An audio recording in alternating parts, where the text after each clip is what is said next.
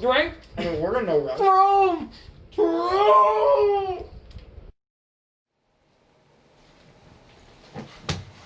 Gosh, Ryan.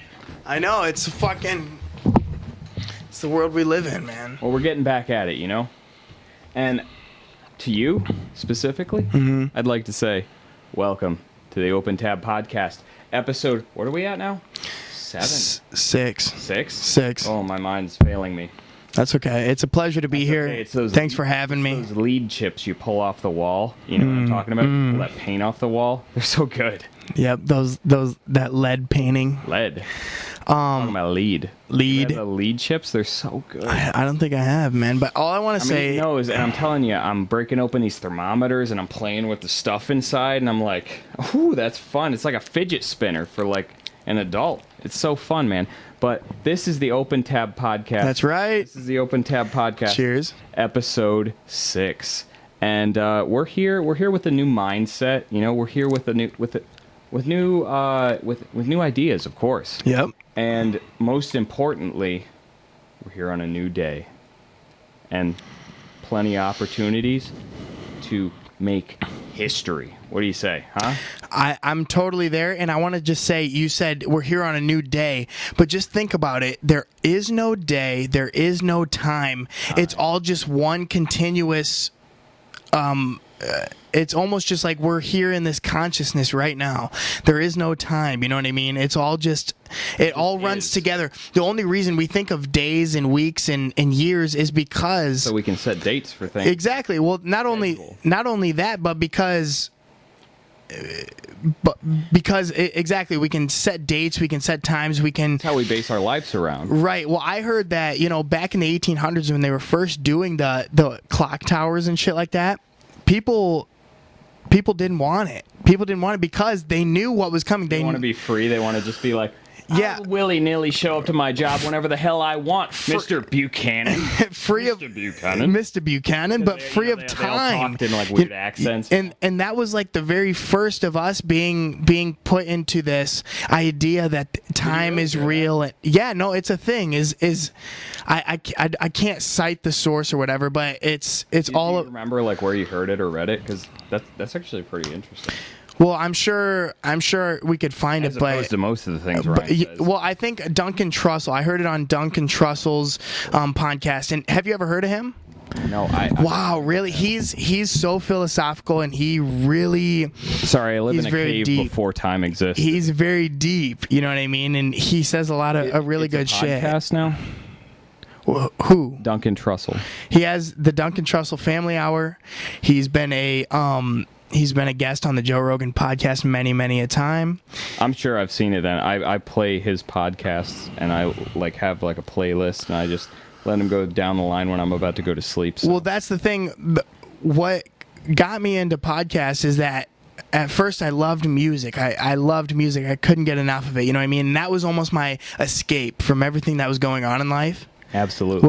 Was music. I would say when I am having, like, let's say you've had like the worst day of your life. Yeah. And which is very rare, honestly, really. because some days are like a different type of worst day than others. Like having like a breakup with your girlfriend, I would say is almost like a soft worst day of your life. But like being like, I don't know, learning that like, you know, you don't have enough like money to go to college, or you know you get your car blown up. Well, that's like a long-term worst fucking day. You know, your car gets firebombed. But you know those. Something. But you know those. Wait. Okay. I'm close. Hey, go ahead. Close. You know, don't cut me off. Hey, that's fine, dude. I'm just saying. Go ahead. Never again. If it happens again, I'm not gonna edit this. I'm just gonna release it full. I ain't scared. I ain't scared of nothing. With you trying to ask me to do favors for you, huh? Yeah. Okay. Anyway, go ahead. Finish your fucking story.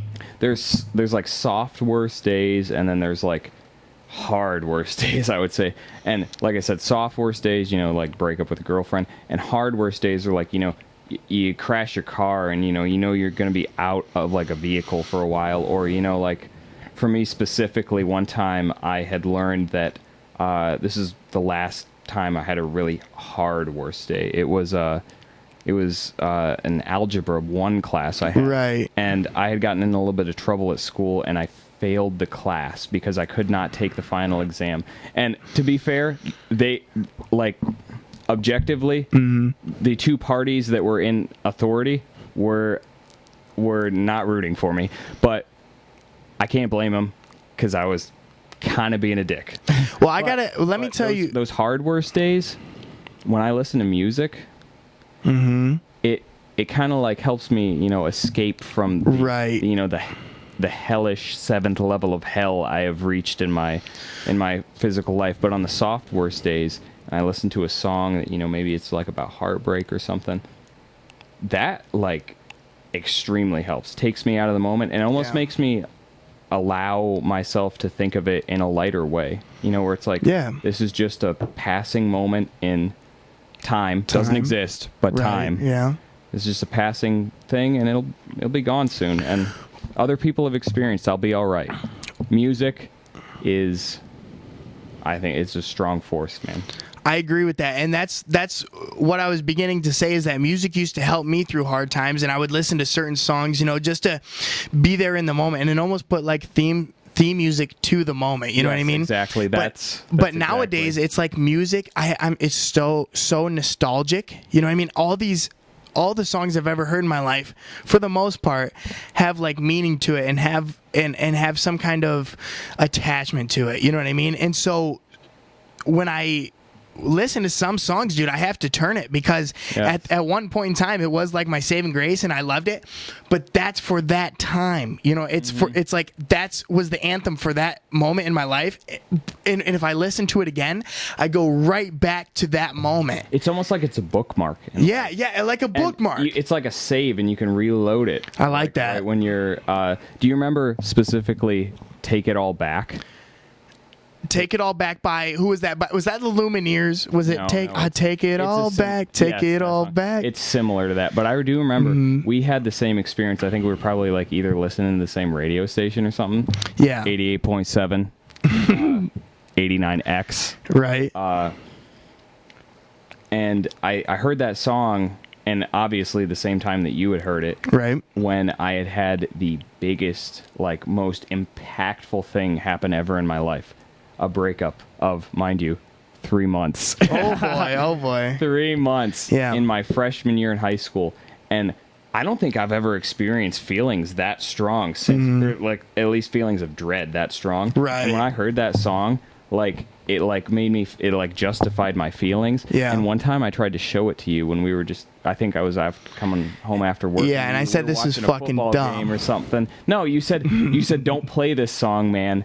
It reminds me of this person. Yeah. And like you were serious about it. And man, this was like the first time I ever saw you serious about something like that. And I was like, whoa. I was like, kind of just surprised me. And the whole reason behind this conversation, the whole reason I brought this up was because that, you know, at one time music was my saving grace. Did you take my cup? I did, because it was in way of our Pop-Tarts here. It was in the way of the Pop-Tarts. Still water in here, dude. Well, drink it up, man. Drink it up. But what I'm saying is I moved to podcasts because being involved in some good conversations, some really philosophical shit, or maybe even some funny shit, it takes my mind off of whatever's going on in my life, or you know what I mean? Or I just like being, it really feels like you're there with those people having that conversation. And of course, obviously you can't talk back, but you can have your own opinions and your own thoughts about whatever the two people having the podcast, or three people, or whatever the people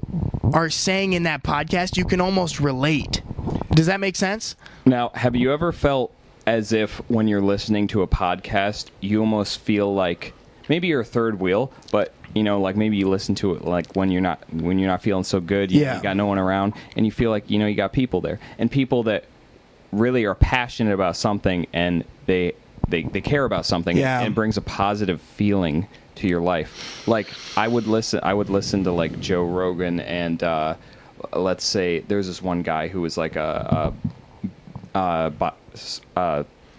biological scientist, where he go look for like animals that they said were extinct. They both were so passionate about these things, right? And I felt like, you know, I was really a part of this. Exactly. That's what I'm saying. And that would make me feel better, almost better than music, I would say. 'Cause, Exactly, I feel because I'm there. like previously I had said, music is so nostalgic for me. Where all of the previous songs I had ever listened to or ever fall in love with, they have all these meanings and feelings. Or like I listened to that during a certain point in time in my life, and it's like, those were great times, but I can't go back, you know what I mean? Or else it makes me start to feel something. Yes. Are you familiar with a term called post-party depression? I know postpartum depression. No, which, post-party. I know postpartum depression, which is That's where you have a baby and then you get depressed? you have a baby and you feel detached from the child you've just had. because Really? You have such a strong feeling of depression. I'm not sure exactly what causes it. It might be just the series of like incredible events that you've Yeah. just experienced. Exactly. If you've never done that before, that's got to be crazy. I mean, bringing a child into this Yeah. world is Creating life. yeah. I'm not sure if it's because of the thing that you just did, creating a kid, or if it was just the hormones that changed in your body after you had the kid, Right. And it just made you feel down. But it's like a serious thing. I read about it, man, and I was like felt deeply sad about it. It's like Yeah. it's like when women almost like reject the child they have because they just feel so awful. Like they'll have a kid, And that might be because of they're looking back at the life they lived, And and that- they that realize they half's can over. never have that back. yeah, that half's over. They can never have that back. You've just sealed that end off. Yeah. Yeah. Wow. I think we're on the same page there. I never thought about it that way, but But that makes a lot of sense because there's no taking that back. And Right. And post-party depression, what I'm feeling is I go out to a party or at a gathering with all my friends and people I really love and people who I feel phenomenal around, people I really enjoy being around, right?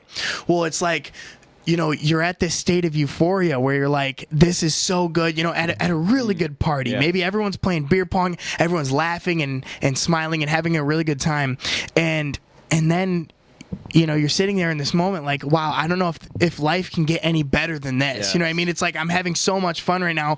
When am I ever going to be feeling this again? You know what I mean? And so then the day after this is hitting Yeah, this is very hitting deep. This is hitting too close, man. Right. Yeah. No. And I feel that. I know exactly what this is like, and this is another reason why I'm drawn to this podcast. Right. Because I have so much fun here, and I never drink a lot of water or anything. Yeah. Outside of this podcast, when we're here, man, I feel like I have too much fun, and Too much fun. That's the thing. Yeah. Is like when I'm at these parties and whatnot, I feel like I'm having too much fun, and then the next day, have you ever been in that moment though when you're maybe like dancing or singing or just sitting there really having a good just time, noticing what's going on, and you're like, this is not good. I'm having too much fun. Things are too good. and it can't possibly get any better than this. Yes. You know what I mean? And we're both really young. We're both so young. And, we're talking about postpartum depression. Like, we know what it's like to have kids or bring a child into this world. And I'm sure the feeling of that is incredible. I'm sure bringing a child into this world, the feeling of that must be, insane. And we can't even fathom what that's like.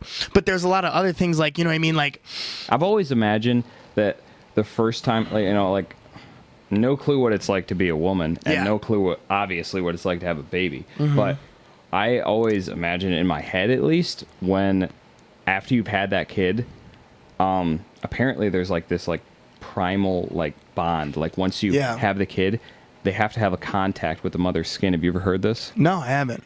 They have to have contact with the mother's skin to form That bond.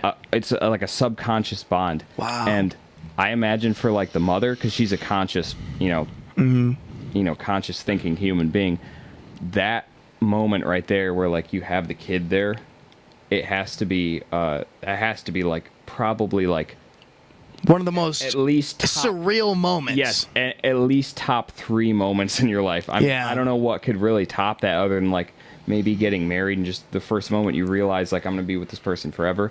But my uncle told me that when he first, he's younger like us. Yeah. He's probably like, now he's probably like 27. But when he had a kid, he was probably about like 24 or something. Right. He's a couple of years off from us. And I asked him because, I feel like I can relate to him because he's almost my age.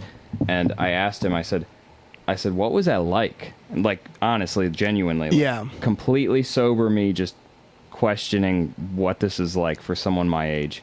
And he said, I saw the kid in, my wife's arms. Yeah. And he said, it was almost as if that I was not in my body. He said I had an out-of-body experience, Wow. basically, where he's like, I was viewing this situation from a third-person view in this Really? hospital room. It's like he said he could, like, he felt like he was not within himself, and he could see the situation, and he saw his wife, who he loved so much, and what they have made together. And he said, it never really occurred to me, like, how incredible it is that, like, you can unconsciously, like, your body, like, you don't have to think about making a kid. Yeah. It just unconsciously, your body does this. And he said, I looked at it, and he said to his wife, he said, we made that. And he said he didn't speak for like another hour. Right, where because he just like looked at it and he's like, we made that. And he said he touched her, and he said that was like, he like touched her shoulder and then the kid's head, and he said he's like that was probably that was like number one moment in my life so far. right, and we're talking about this like it is a huge moment. It is huge. It is a huge monument in some people's lives that they change their whole entire lives due to that moment. You know what I mean? When most when some people have kids, they're so attached and subconsciously you feel so much love for this person or this. What I'm talking about, babies. This person or being. I thought you were talking about dogs. That you don't know at all. You have so much love and you have so many feelings to this being that you don't know at all. You know what I mean? And that's incredible. But then again, there's a lot of people who feel nothing. There's a lot of people who walk away and they run away from their families or whatever. You know what I mean? That's your first instinct if you're not prepared. But I've also heard when it happens and you see it, there's just a shift. There's just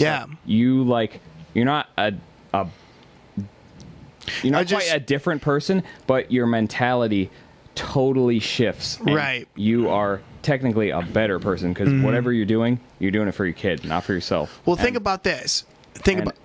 I'd like to. I don't know. I wish I'd like to talk to someone that had a kid like too early or something. And well, my brother, they were scared, and maybe I want to hear what they say about like how when they first saw the kid, like how their mentality changed about the situation. Was like were like all fears like gone, or were they like, oh my God, this is so scary, but I will do whatever I have to. That right there. Well, I'm sure those feelings of fear and what am I going to do? I'm having a child. I'm bringing another life form into this world. And some people rise to the occasion, and some people are like, I'm going to do whatever the fuck I have to do to make sure this child has a good life or at least a good childhood. You know what I mean?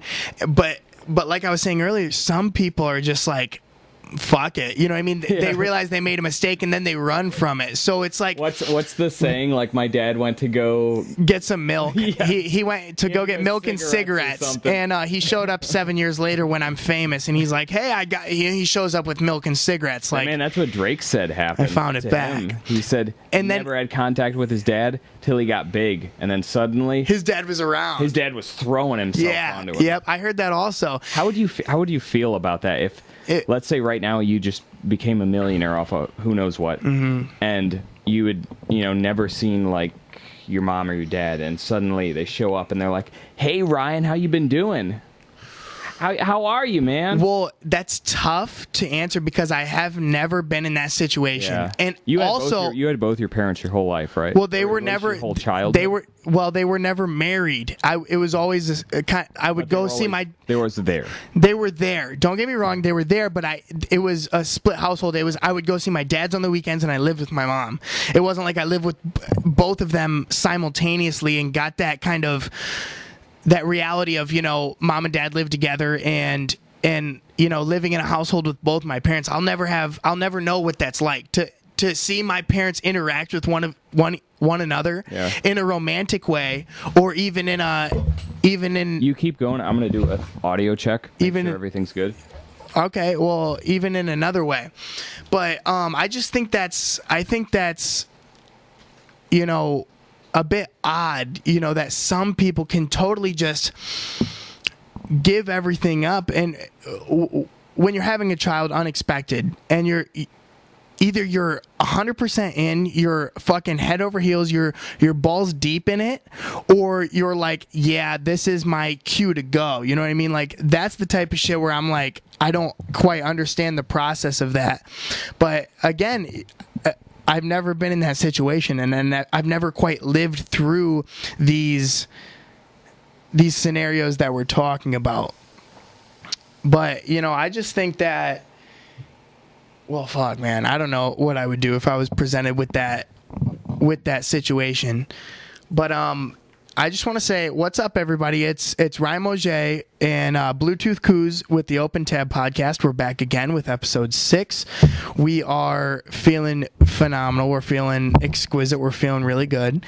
I want to let you guys in on a little secret. We got some merchandise on the way. We have a lot of different ideas, and we have a lot of different things a brewing, and I want you guys to be very excited, because I'm so excited about what we have to come and everything that's on the way. So just take that with a grain of salt, but no, we do have some merch and some shirts and some things on the way. But Coos, one thing I wanted to talk to you about is how we feel like hobbits at this table. Yeah, I know, we're so low. You know what I mean? We need to get some official chairs, or we need to get something official here. Here's the thing about us, though. We just care so much. About what? About this, right? About what's this? You're talking about the podcast, or that we will come here with, mind you, camping chairs and sit at. Well, yeah, they're folded chairs. Sit at a table that's too low for us. You know, regardless of how degrading this experience is, we're here. Here's the thing, Coos. Coos, I love this fucking podcast, not for the people who are listening to it, but I love it because it brings us closer, and we have these moments in time where we just sit here and we really talk about anything, and we can really feel like we're just having a good time. It's because, you know, I feel like anybody could do this if you really set your mind to it, and you really were passionate about it, and you really wanted something. You could do something like this. I just hope that what we discuss is interesting to, at minimum, the people we know, and hopefully people we don't know. And, you know, don't get me wrong, I hope people enjoy this, and I hope people love the fact that we're fucking out here doing this. Out here. We out here. You know what I mean? We 1, 2, 3. We out here. We is out in the boonies. But the thing is I feel like anybody could do this, but you have to have a real passion, or you have to have that drive, something cooking in your stomach that makes you want to do this with cooking no matter what anybody has to say, or no matter what anybody thinks. It's all in the name of a good time and in the name of fun. Does that make sense? I think the real thing that makes podcast interesting is like one of 2 or 3 things, which is curiosity. Yeah. Which I would say would be an example of the Joe Rogan podcast. I would say that's like Joe Rogan is probably the face of podcast in general, just the word. Right. He's the biggest one. And then, entertaining. Because some podcasts, unlike Joe Rogan's, which he's just curious about stuff, asks questions. There's other podcasts that are entertaining because of stories. And podcasts have been around, in the same form that they are. Yeah. For a long time, since radio existed. Really? But they weren't, called podcasts. They were just radio shows. Yeah. There is this show on public radio. It's like NPR, which if you're in this area, it's 419. 419. If you're in the 419 area, it's 91.3. Yep. And every Saturday morning, man, they would play this show called Car Talk. Have you ever heard of Car Talk? I haven't. It's two brothers that sound almost exactly the same. Two brothers. Yeah, from New York, and they have this really like strong accent, big personalities. Yeah. And they just ran a mechanic shop for like 20, 30 years. Yeah. Their whole adult lives, basically. And they were just really interesting people to talk to. They were very colorful in their speech and their stories. And they had just basically seen, they worked in many different areas where they worked with people with rich people with good cars, poor people with crap cars, and then mid-range you'd get people that come in that just are like, I just need an oil change. And they have seen everything. But this, in essence, it was a like 20, 30-minute show where they would have little sponsors in the middle, and then they'd have fake sponsors, which were just, funny gags. But they would just go around and they would have people call in and tell them about their car issues, and they would just kind of like make fun of the situation. But at the end, they'd bring it all together and tell them what to really do. And that was probably the first like podcast type of deal that I listened to, and that got me kind of passionate about being able to be useful but also entertaining, because that show, I loved it even as like a 7-year-old. I didn't even know anything about cars, and I would listen to it and I would just be so fascinated that they're like, well, you're gonna have to turn on this switch and it's gonna make a bunch of stuff happen like this, and then he's like, it's gonna blow a lot of hot air, and then the other guy would say like, just like my brother. So they would fuck with each other. Are you familiar with it was a good show, and it was like basically a podcast of before podcasts were called podcasts. I mean, you brought up Joe Rogan, and he was doing his podcast for 10 years before anybody got interested and anybody started listening. You know what I mean? And now people are going back to his earlier stuff and watching them with fun. You know what I mean? And what I was gonna say is, are you familiar with DMT and chimpanzees? No, Dave and Chuck the Freak. Yes, you are. Oh my God. They have a radio show. But what I wanted to ask you is, do you think radio is on the way out? Because people who are in the radio scene and people who are involved in that world, they're like, nay, radio is not leaving. It's only getting strong. They'd never say yes, though, because that would doom their industry and lose faith in. Right, it's only getting stronger, and something that I've become really accustomed to is, when I'm working and stuff, I like to listen to the radio and really? Radio like FM dude, like 94.5 XKR. No, I don't listen to AM like the talk shows, but I'm talking like music, because when I'm working and shit like that, like. So you listen to the classic rock station? Yes, I do. I love classic rock. Grizzly? Grizzly, he's literally the one that I'm talking about. And the Room of Doom. Yeah, he's so good. I love fucking Grizzly, and he's about the only one on that station that I really listen to. I tune in. He's the only one that's worth a damn. Only because, he is really entertaining, and I do enjoy hearing, and he's just an oddball, and he's so goofy, and I love to hear him talk, you know what I mean? And but like that, compared to an early morning radio show, I don't know. I have no idea what the views are like. I have no idea how many people are really listening.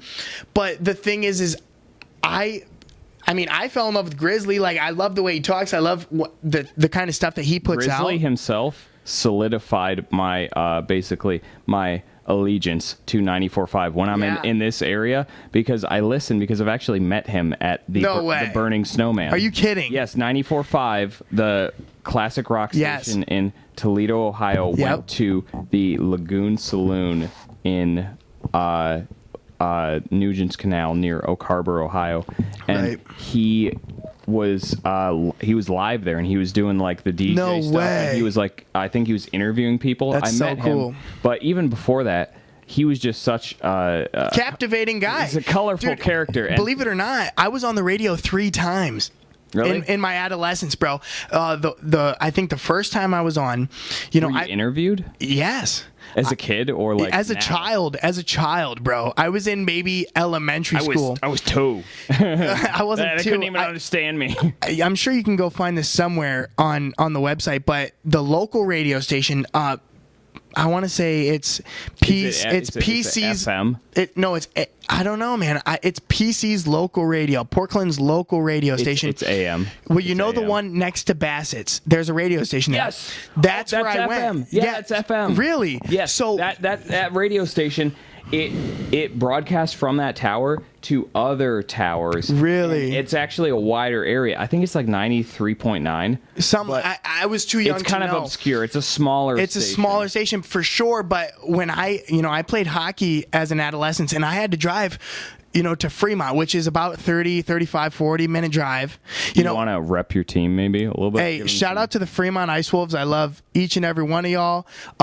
Shout out to Coach Sean, Coach John, Coach Sully, everybody. I love you guys so much. You guys are phenomenal, and you guys are great. And everyone on the team, I'm talking, I would name everybody on the team if I could right now. Well, I could, but I'm not going to. We can't go there. But I'm not going to. But here's the thing. So we played hockey. Wait, is this a league that is? It's out of Cleveland. Is it outside of like? It's a schools? travel team. Yeah, it's not.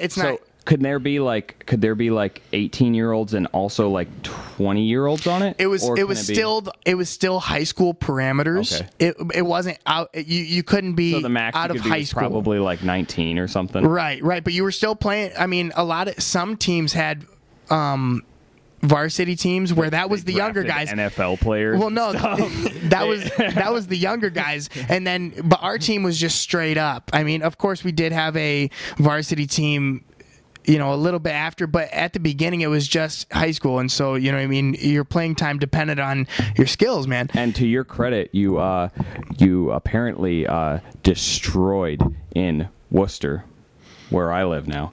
And yes, we played Worcester. We played. I rub my butt in Cleveland their Heights face all the time about that. I'm like, man, this Ryan Moget owns this town. Yes, The Ice and I do Wolves have just burnt the city and rebuilt it.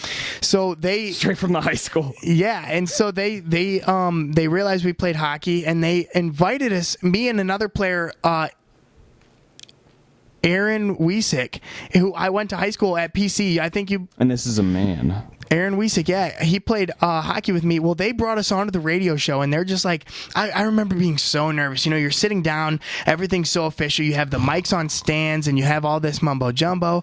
And they brought us on into the radio station, and they were asking us questions. What's it like to play hockey in an area where hockey's not too popular, and what positions do we play? Is it really not popular in this area? Well, you can't. You have to drive to Fremont. That's the only ice rink around I guess you're right. I never considered that. In like the 30-minute vicinity, unless you're going to go to Cleveland or Worcester or wherever. You know what I mean? There is one in Toledo, but that's even farther than Fremont. You know what I mean? That's like another 20. That's like another 25 minutes drive from Port Clinton. Yeah. So they brought us on, and we were on the radio for hockey, and then I remember I was in Ticket to Success. What is Ticket to Success? Now, Ticket to Success is I got in a lot of trouble back in the day when I was a younger kid, and they considered that community service. Delinquent behavior. Well, if you went to Ticket to Success, it was considered community service, and they would write down all your hours and all this stuff. But all we did was make food and learn new skills, and they would have people Ticket to Success would have people come in and talk to these troubled children, delinquents or whatever. They would come in and they would talk like priests, and there was chefs that would come in and talk. Did you ever have people mechanics? We actually would go on field trips to an auto shop, and they would show us how to change your oil and show us how you work on cars and stuff like that. Because they're like, this is all you're going to be able to ever do, buddy. Basically. And they would give you pizza and everything. Would they ever have inmates come and talk to you? No, there was no inmates. Gang members? No, there was no gang bangers. There was no gang I was once in a class that was called not too far off from Ticket to Success. Yeah. It was called Success Matters. Oh, really? Oh my God. Very similar. It's the college version of the, you get in trouble in high school years. It's so much worse. Well, they would we would bring in inmates to talk to us and tell us about why grades mattered. Jeez. And I remember sitting there. Everybody knows they don't. And I remember sitting there, and I'm like, man, I just like had a rough time moving in, you know, living on my own. Yeah. Like having like my longtime girlfriend in like 2 years break up with me. I'm not going to go like into like downtown Detroit and start like fucking breaking into cars or selling anything, you know, drugs shit. and stuff, or like, you know, even doing white collar crime. But like everyone there was like totally like on the same boat as me, where they were like, Right. why is this guy here? And everyone at Ticket fucked around too. But back to what I was saying is any long We're story like short, outcasts, man. Outcasts. We're not welcome in society, dude. This is I've never been welcome in society. I've never been welcome into society. Okay. Sorry for interrupting. I know. Yeah, you should be, and I thank you for apologizing. But don't be sorry. Be better. Okay. But here's the thing. So the people at Ticket to Success fucking adored me. The people who ran the place, they loved me. They couldn't get enough of me. And eventually, I told them I wanted to be on radio, and I told them I wanted to. You know, I wanted to kind of follow that path, and they're like, you know what, I like that. You could do that. And then they're like, before you know it, I went there Did one you day. feel like they were genuine about that? Oh my God, they were old women who ran. so They were old women. I don't want to say old ladies because they were just old women, you know, and they're phenomenal. I wish I could remember their names. And Ticket to Success isn't even around anymore. Angela. But they're you know, no, it wasn't Angela. But they're like, they were like. Before you know, I came in one day and they're like, "Hey, we got you a spot on the radio. They're going to interview you about Ticket to Success." that's awesome. Were you like ecstatic? Were you nervous? Were you? Well, I had already been on the radio before, and so this time I was able to go, you know, with a clear mind, and I was able to just be like, "Hey, I've been here before. I own this joint." But you know what it was? They wanted me to go on there and promote Ticket to Success. It wasn't that it wasn't that they really gave a fuck about me wanting to pursue a career in radio. They wanted you me to sell your soul, man. Yeah, they basically made me sell my soul, and they're like, Did you do it? Yeah, so I went on, and they're like, tell me a little bit about Ticket to Success, and I'm like, we go to auto body shops, we go to places around the local vicinity, and we Were you live? yes. Could you have like been just like, fuck? Yeah, no, I could have, but I was so young at the time. I was like, I'm not going to screw this up. And so I was on the radio then, and I spoke a lot of good words about Ticket to Success, and I don't retract them. It's not that I'm sitting here retracting them. It's literally just me like telling you my experience with that time of them putting me on the radio, dude. Do you feel like this program actually affected you later in life, or do you think it was just like a road bump? Well, Or a no, speed I don't bump? think it was a speed bump, but here's the thing. I don't know anybody who listened to it. I don't know if anybody listened to Did it. it alter your course in life? In the best way possible. In the best way possible, dude. Okay. It was phenomenal. So it kind of did do what it was meant to do. And these set people you were on the path of the straight and narrow. You think? The thing is I understood these people wanted me to promote their thing, but they were doing this in my best interest. They were doing this because it made me kind of take a step out. You know what I mean? It was like look it was at what you've done and with look your life. Well, look what I've done, but not only that, but like I was in that moment. You know what I mean? It's like these people they knew I was troubled. I had gotten a lot of trouble with the cops and stuff, and what did you do to get into and they still put me on the radio, like that type of shit. And I understood at the same time, like these people are good people, and they had my best interest.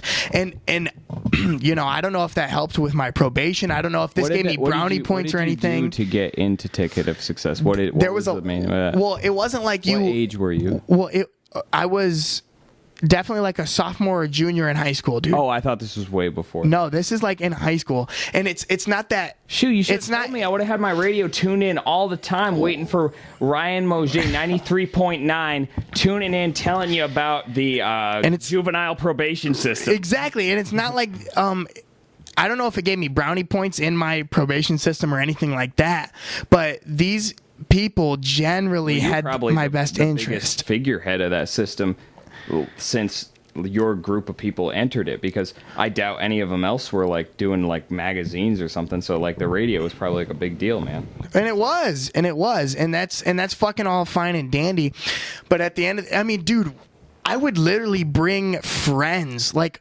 you didn't have to be in trouble to go there. You could just be anybody, and you Did could you just bring anyone? Yeah, dude. I brought Joey Morales came a couple times.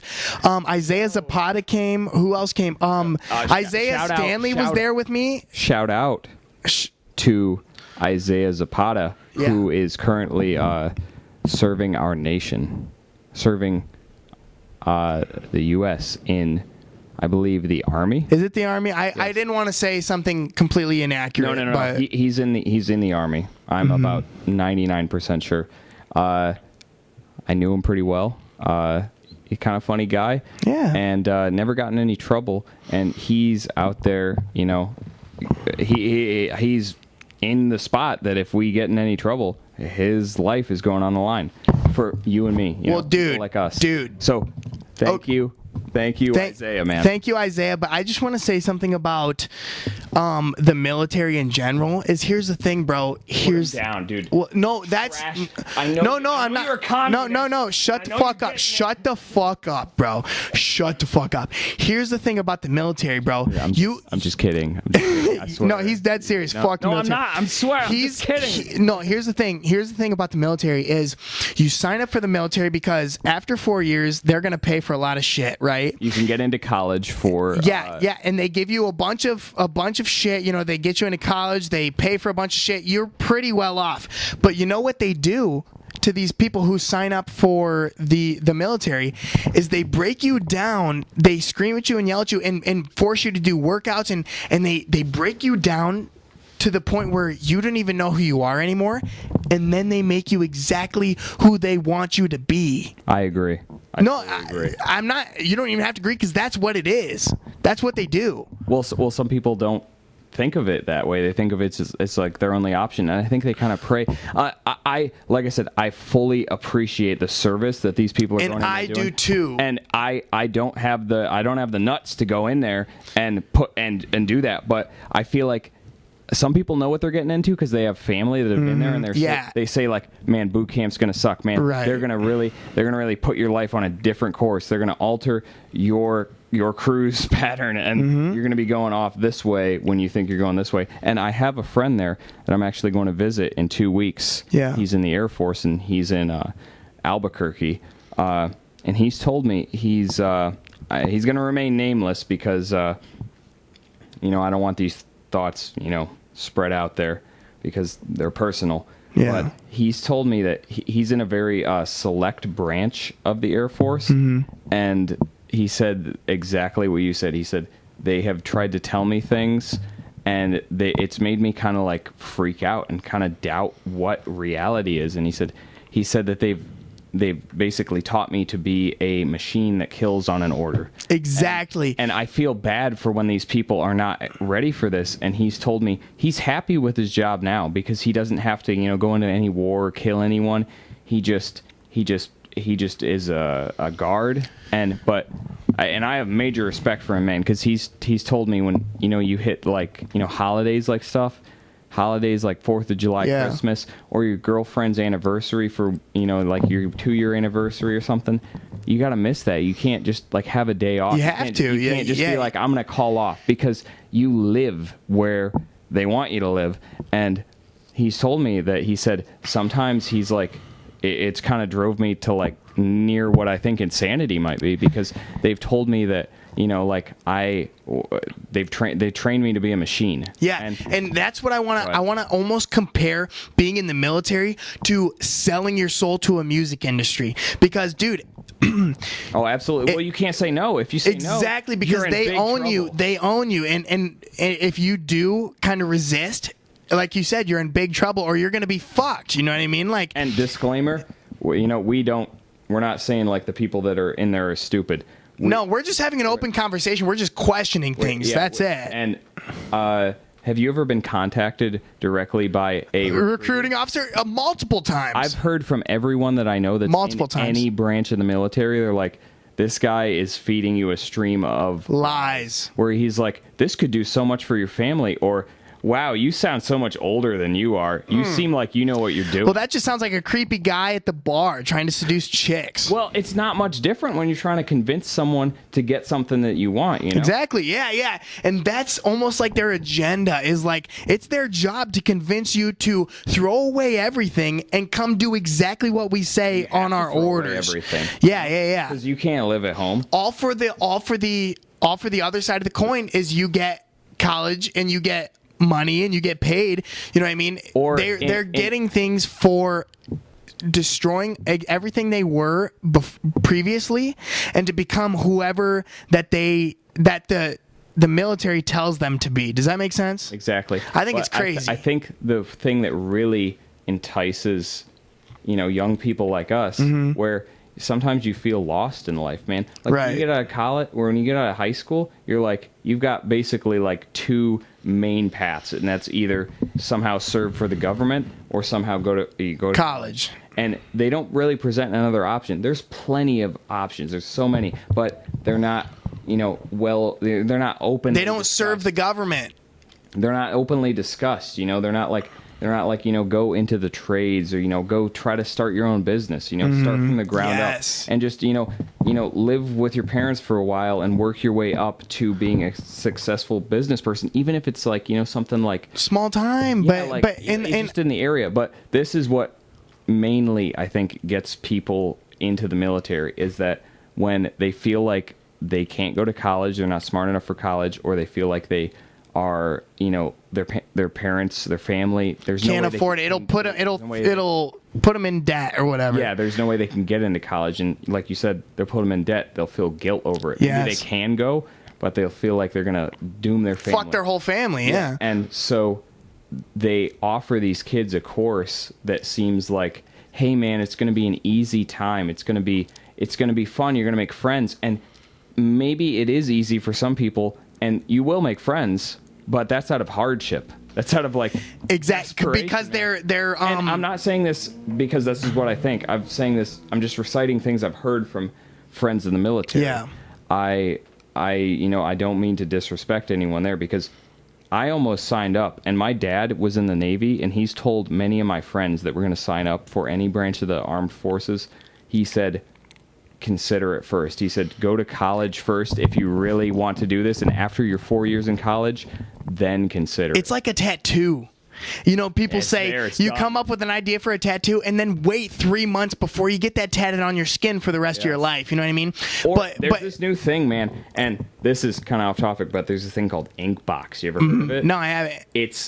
It's semi-permanent tattoos. They last for Actually, like 3 weeks. I've seen ads on Instagram for it. I have had so many ideas. I don't have any tattoos. I've had so many ideas for tattoos. Yeah. And I'm just like, I'm scared to write that on my body permanently. So I got one time to see what it was like. Yeah. And I got it in a very sensitive, private region.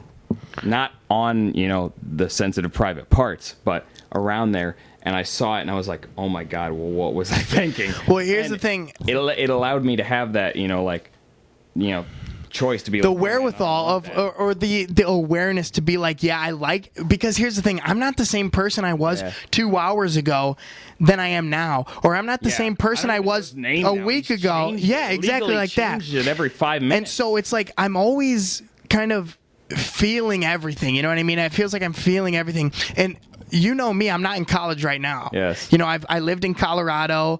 I've had a lot of different experiences, but right now I'm back in Ohio and I'm living here. I feel like a lot of people will disrespect you for that. And I feel that notion for living in Colorado or not being in college. Not being in exactly. college. But here's what I have to say about that. Wait, hold on. You cut me off. 5 seconds. You had fucking 5 seconds. You cut me off. Hold on. No, you listen to me. Listen to me. College isn't out of the question for me. It's not out of the question, but I'm going to wait till I find something I'm really passionate about and something I really love. And at that point, I will spend thousands of dollars getting certified and exactly. learning about that thing. Everyone, you don't even have to. Everyone's so brainwashed as to, if you don't go to college or you don't go to some trade school right out of high school, then you're a fucking loser, or you're some kind of fucking a nobody. You know what I mean? And that's not at all what it is, because here's the thing: there is no timeline to life. Yes. Everyone thinks that there's this. You graduate high school, and you go right to college. You go right to the military. That's not the case. Everyone's following their own path and their own fucking story. Life is ambiguous. It's ambiguous, and there's no timeline. You know what I mean? And everyone thinks they have to do something to please society. There's no comparison from your life to anyone else's life. And comparison is the death of happiness.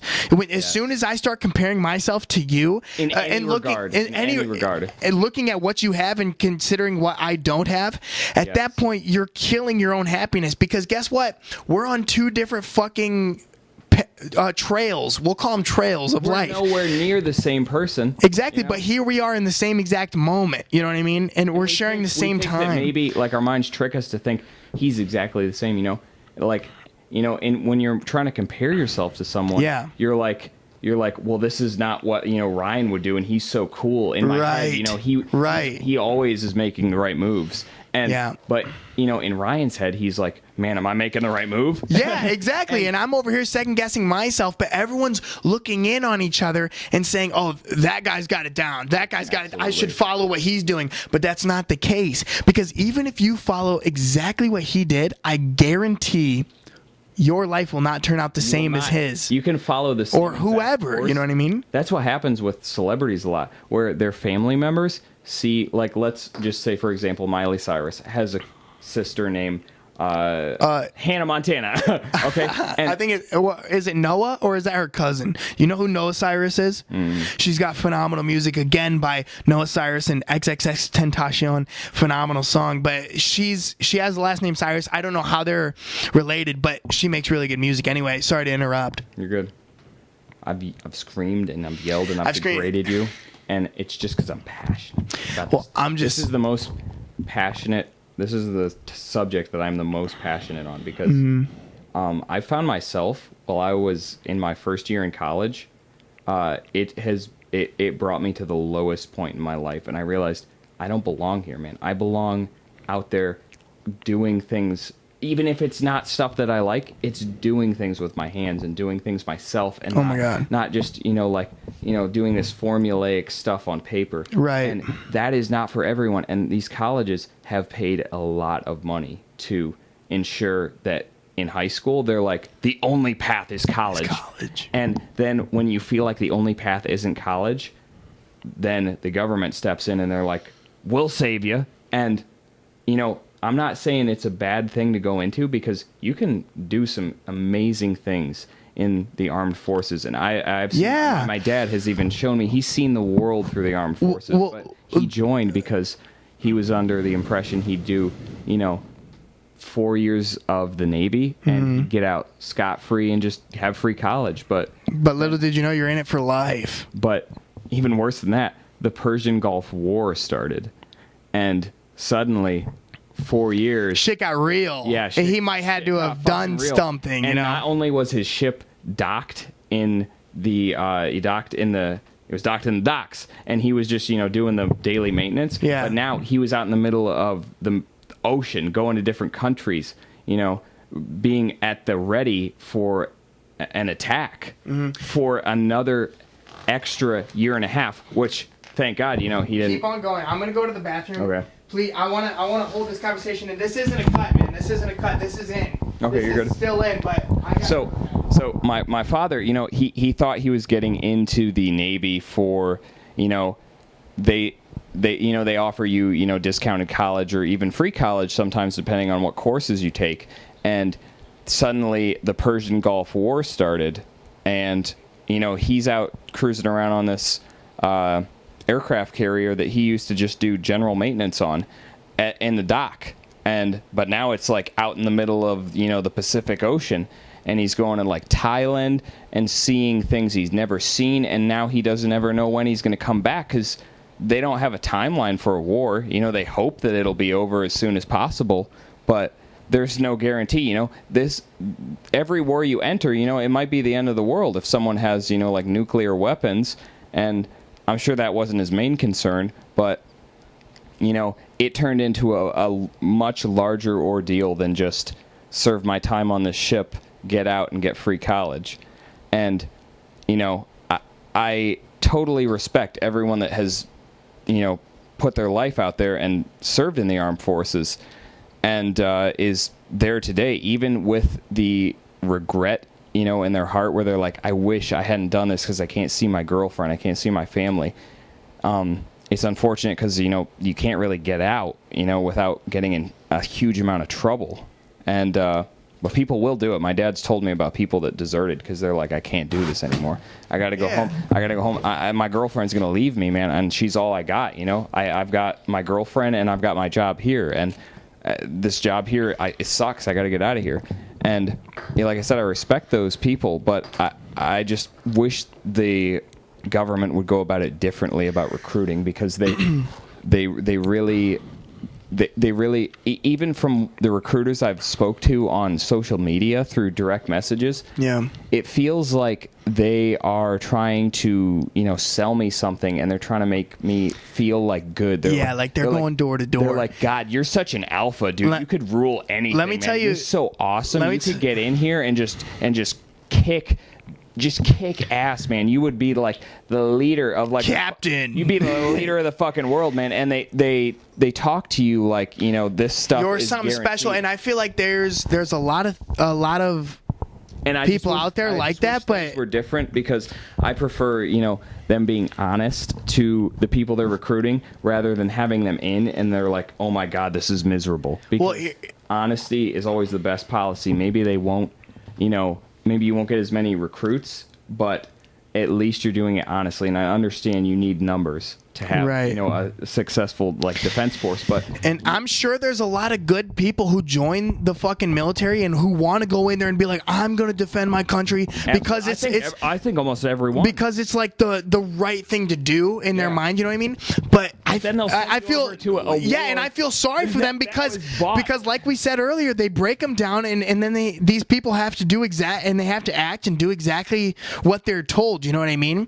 Let me tell you a funny story about Army recruiters. Is I was approached by an Army recruiter. 5 seconds. I was approached. You just had a whole monologue while I fucking took a piss, man. I'm gonna fight you when you dude. get off here. Oh my God, bro. Go ahead. Go ahead. Let me tell you a funny story about an Army recruiter who hit my direct messages on Instagram, and then do you recall his name? Call him out. I can't remember his name. But I played drop-in hockey. That's where, you know, you go and you suit up and then you play hockey with a bunch of randos. You know, everyone's there just for fun. Is it like free for all, but then they make you join a team? They don't make you. That's what we do. Everyone goes out, we shoot around a little bit, and then everyone puts their sticks in the middle of the ice. And then, so nobody knows like what stick I have, so you can't pick out the best players. You know what I mean? Does that make sense? So it's not like dodgeball where they're like, I want that guy. Exactly. Everyone throws like their sticks in the middle, and then what we do is we throw the sticks to each side. You know, we throw the sticks to each side, and then before you know it, there's two teams, and wherever your stick landed decides what team you're on.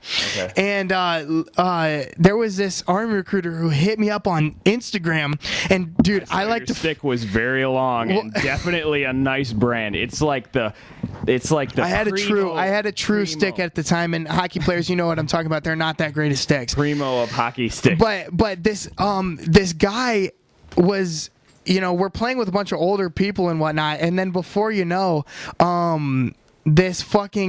this guy, he tells me his name, and I realize that's the same guy that hit me up on Instagram, and he wanted me to join the Army, but we were playing hockey together. All I got to say, man, is I'm very skeptical about Hollywood and the people we idolize, because, dude, I think they might be clones. I think they might be. They're not who they are. Well, that's for sure. They're not who they are. But here's the thing: you know that it's possible. They're like cloning. They're trying to clone pigs and like shit like that. They've cloned a sheep before. Yeah, they've cloned sheep. Dolly. So you think Dolly the sheep? You think that it's far-fetched to clone a human? Dude, no. It's I think it's totally possible that they're out there cloning humans, and you know, people in the public eye, people, not only who is the first? I would say music artists and even politicians and shit. They might be clones, and they might be robots of the government, because at the same time it's so easy to sway public opinion. Here's the thing: here's what I'm getting at, Kuz. If I was a multi-million-dollar music artist, right, and I made a really good song and everyone liked it and everyone knew who I was, but then I started speaking out against, maybe I started speaking out against government and Specifically, let's say the military. the military or the military. We've discussed already. Now, the way to make money off of that and shut me up is to just hard. It's kill hard to me, do. but make a clone of me that you can control in every single aspect. You know what I mean? That only makes sense, right? Does that make sense to you? Yes, but I'm going to say one thing. Right. Give me the time of day. Go ahead, man. I want to hear what you think, man. This is a good conversation. This is way out there. I hope you know that. I know it is, but the thing about me is I'm just I said give asking me the time of questions. day. I'm just Give me asking the time of questions. day. Okay. Give me the time of day, Ryan. Go ahead, Ryan, man. Ryan, Go. you're my Just friend. say what the fuck Ryan, you you're have my to say. friend. I don't doubt with the left. I doubt with the right arm. Right arm. Right arm. friend. No, I will not doubt your left arm. You're my friend. It's the right. I'm speaking exactly how I feel. Now hold my hand when I say this. Okay, what do you have to say? And I say, if you release this information like they've told us, Yeah, we're big fucked. trouble. No, We're fucked. No, listen, I have a very open mind with everything, and I would say that I'm not ready to disbelieve this at all, but it is very far out there. It is very far out, and like I said, I don't doubt it, but do you have any evidence to support your claim? Now, I'm just Other a than normal just- fucking guy. I don't have any evidence. But if you think money does not rule the world, you're fooled, man. Oh, yeah, because here's the thing. If you can keep making money off me and not have me spewing hate about the government and about the military and all this shit, you would keep me around to make money off me and not have me saying all this shit. You know what I mean? So that only makes sense for them to make clones of people who are making them money, and then they can stop them from speaking out against whatever it may be. Okay. You know what I mean? My rebuttal to that is Play devil's advocate. I'm playing devil's advocate. Okay. Okay, I am the government and I want to control public opinion on whatever it might be. Maybe it's even as small as using the internet. Maybe it's like let's say there's an aversion to it. So you got celebrities that are like, oh, I love the internet. I use it on my phone every day. It's so great. I bought this thing on the internet. I did this on the internet. But I'm going to say that we don't have the technology to clone a human yet. And if we do, I don't think they're out in public. But No, they don't tell it, dude. We have. no, listen. They have alien technology to make UFOs, man. Shit that they have been studying UFOs and what makes UFOs run for years, man. Are you familiar with Bob Lazar? Oh my God, yes. Bob Lazar, he worked at Area. I'm fully on board with this story. He I worked. heard it. Bob Lazar worked at. I don't want to say Area 51. It was another base. It was called S4. S4. He worked at S4. An area adjacent to Area 51. That's right. And he said that when he worked there, he was working on alien technology, and he was told to never speak of it. And guess what he did? Spoke of it, and the people around him, his family and friends, suffered. He realized his house was bugged. They were listening to everything that he was saying. His life will never be the same. Everything that was connected to him, every person that had a connection to him, that he had ever mentioned publicly, was instantly just fucked. Somehow like they lost their job, or they lost their job. This story, okay, and I'm gonna say this. The way you described it, man, you were like, you shouted it out, and I think this is the issue with people with Bob Lazar, because his story is so convincing, and I'm not doubting it. I actually 100%. Can I ask you a question real quick before you carry on? Why would he release this information I and don't fuck doubt his entire life if it wasn't somewhat factual? No, I don't doubt it. For me to be like, I believe 100% of everything he says is just asinine, because you can't believe everything someone says. But why would he destroy his entire life? Why would he ruin his livelihood to give out this information if it wasn't true? Oh, I don't doubt this at all. And what I'm saying is that the problem is with his story is that to really understand the truth, you have to listen to his full interviews, and especially his most recent full interviews, because when was his most recent, though? It was 2018 or 19. Well, it was actually on Joe Rogan. Yes. And is this where you heard him? Well, that's the first I've heard of him. Have you listened to the whole podcast? Did you watch the documentary on Netflix? Yes. And even that, he went through an independent company, an independent production company, so they couldn't skew his story, so they couldn't put whatever agenda they wanted onto it. He went through a private production company, and so he could really give out his story as he wanted to, and he could really just tell everything that happened, and that's that. Yes, and let me get to the point that I was saying about what you said. No, you're good. So his story is so convincing, man, that before I watched this while I was driving to work, and I accepted the fact that alien life exists or existed after hearing this whole podcast. And the problem is that when you tell people about this, they don't have this 2-hour interview with Joe Rogan, and they just have it's real, man, you got to believe me. And the problem is that idea is so foreign to people that when they hear that, because they're brainwashed. I mean, it's the same as saying, like, to me at this point after hearing this interview, I wouldn't quite say that they're brainwashed, but I would say that I guess, they've been trained to not accept the, extreme. Like, that's a pretty extreme idea. Yeah. But I would say that they have been, they've been, just convinced that that's not how things work. That's not how things are. But this Bob Lazar interview, I honestly think this may have been the most interesting thing I've ever listened to in my whole life. Bob Lazar, Joe Rogan, go look it up right now. If you're thinking we're talking a bunch of crap, please go look at that right now. I could not recommend anything I don't think in my whole life, anything more than this interview. Yeah. Because this interview it's legit, man. It is not, like, I know, like, the way we're, hyping it up, it sounds like it's like, like just like a cool story to listen to, but it's not. Like, this is the problem with his name, though, because people hear him and they're like listen to Bob Lazar, he's totally got the real info. He does, but people never look into it. And so when they hear people say that, they're like just another UFO conspiracy theorist. Yeah. And there's so many of them, because even Bob Lazar said, he's like, I don't think a lot of people have actually seen them. He's like, I don't think people have been abducted. I don't know.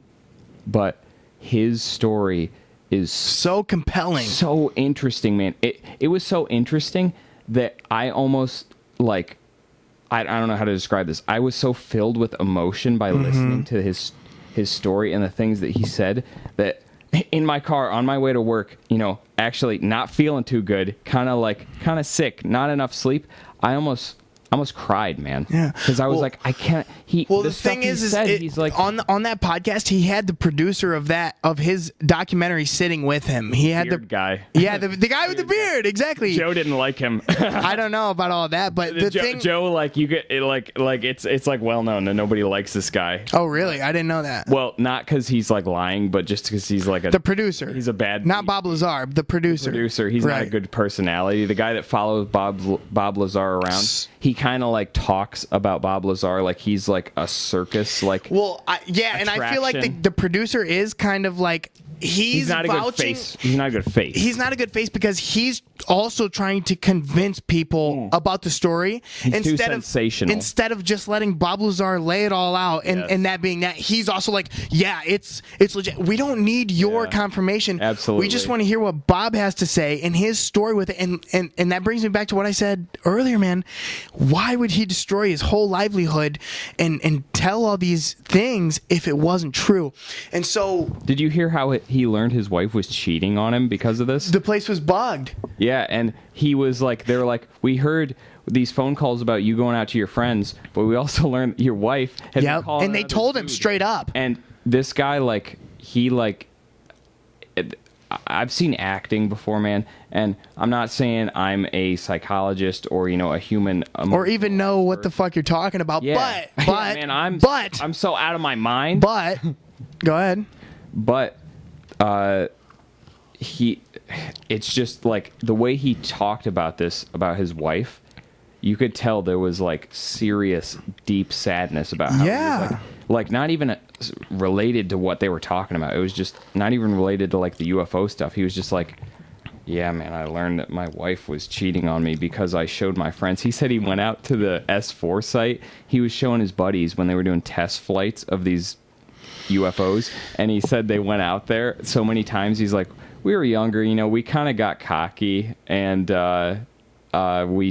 he's like, one night we took an RV out there, Yeah. and we were drinking, and we sat on the hood of the truck, and then watched them doing the tests. Yeah, and he's like, I don't know what I was thinking, but suddenly a night vision scope rolled up to me, and he realized that there was like a surrounding crew of like military personnel watching them just spying drink him. beers. And he's like, it's over. My life is Yeah. He's like, I might never even go back to my house. I might die tonight. Yeah. Because he's like, they're probably just going to kill me, man. I remember that story of them. They went out to where he knew they It's so tested funny the 'cause he said, it sounded like it was S4. like you and me, and we were just like, Ryan, you got to go see this thing I'm working on, man. Let's go drive. Like, I have an RV. You're like, And let's he go would drive take my pe- RV, and out he would there. take people out there and show friends.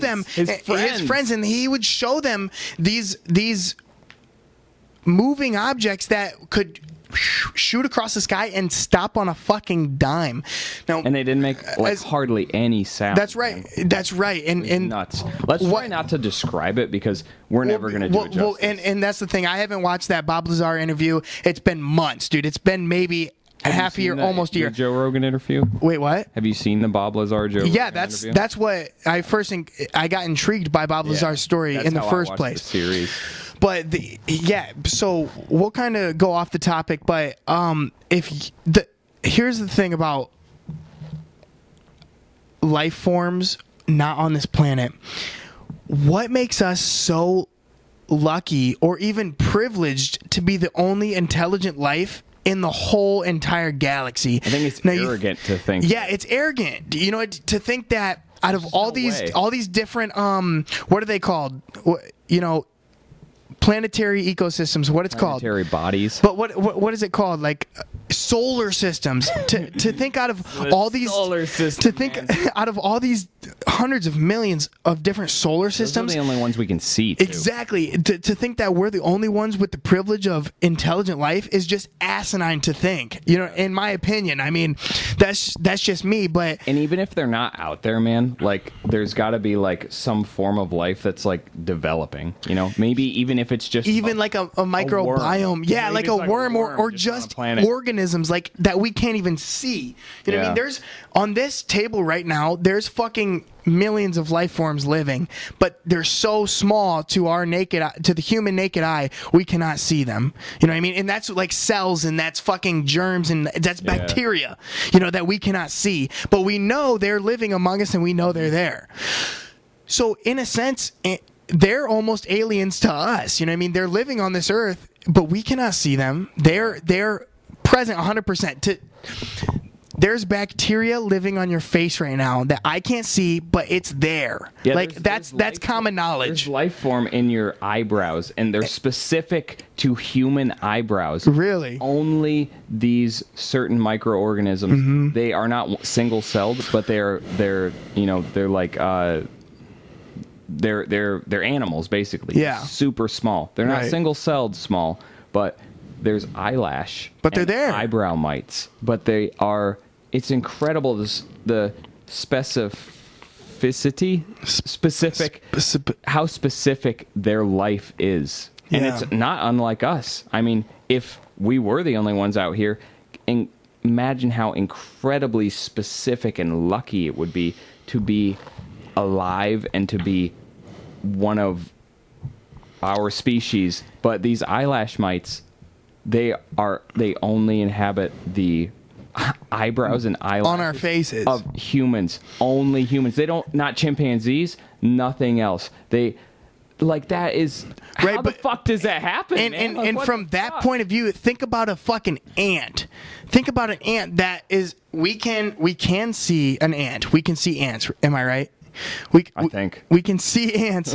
And do they look at us like we're fucking some kind of like we have to look gigantic to them? We have to be gods to them. I mean, I'm not an ant. I don't know how they think. I don't know how they live. You ever played God with the ants? Well, yeah, you throw a Molotov cocktail on them, on their anthill, and then they just burn. Cover that hill, and that's like a cataclysmic event for them, man. But think about that. nuts. Those are still at some point they are intelligent life forms, because at the same time they are thinking, they have a thought process, they live in a certain type of way. You know, they all follow the leader, and they go, even if they go get food. Track, yeah, they're intelligent enough to understand what they got to do, and they're still on this earth, on this plane with us right now. You know what I mean? So the thing is if even ants can live among us, to think that we are some kind of special life form, that we only exist on this planet, is just asinine to think about. You know what I mean? If you want to get even crazier, we have 6 senses. I would be appalled to believe the idea that there are only 6 ways to experience the universe we live in. And let's, like, playing devil's advocate, let's say 6 senses are not even an eighth of a percent of how much we can experience what's in this universe. Exactly. There might even be, like, you know, they say, like, there might be a way to enter the 4th dimension. There might be a way to view there is. It's called DMT. There might be. I've heard that. I've heard that. But there might be a way to enter the 5th dimension if we figure out even what it is. But beyond that, you know, who knows? We have such little comprehension of how reality itself works, and who knows? There could be infinite amounts of dimensions with infinite amounts of being there is existing where we are currently. Like, there might be some other type of intelligent life form existing in the same space I'm existing, but they're on a different dimension, so neither of us know that we're there, or maybe they know that I'm there, but, you know, we're on such a low dimension that, you know, we don't understand. And I can agree with that, but think about this. Even within our 6 senses, like, you think about our vision, there's stuff even our vision cannot comprehend. Infrared, ultraviolet. Yeah, infrared, ultraviolet. There's stuff that our own sense cannot comprehend, because we are not evolved enough to see infrared. Now you think about cats, though. Dogs, and cats too. and dogs, they can see fear, or they can smell fear, or even our ears. We can't hear certain frequencies.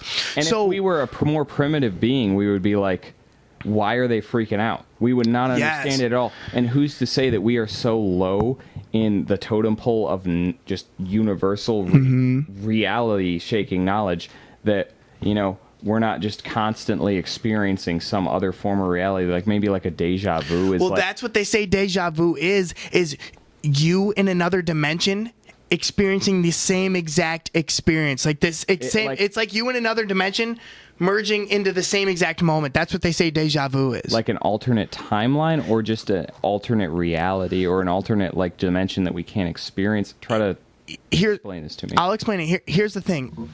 As we're existing right now, there is infinite dimensions happening right now in this current moment. I've heard that there's infinite possibilities. Infinite possibilities, and through the decisions to describe this idea, to get other people to understand it. There's so many realities happening right now. According to I guess formulaic science that they can decipher, that tells us that there's infinite possibilities happening right now. That basically means that there is a reality right now where you are not watching this podcast. You are eating a banana, or you are eating a Cliff Bar, or you are eating. And that brings up to what I was going to say. Even as crazy things as, I'm sorry to cut you off. No, you're fine. But even as crazy things as, like, the universe of, like, I don't know, like something like a science fiction universe existing, like, that universe fits into reality. Like, there's so many possibilities and timelines that the universe of, like, let's say Star Wars actually exists, because in some alternate reality, because in some timeline, in the infinite amount of possibilities that timelines have, is that someone did the exact right things to make those happen, allow that universe to exist in exactly the way it does on film, but also little ways that it doesn't exist on film, like maybe, like, you know, Darth Vader is a good guy or something. There's just infinite.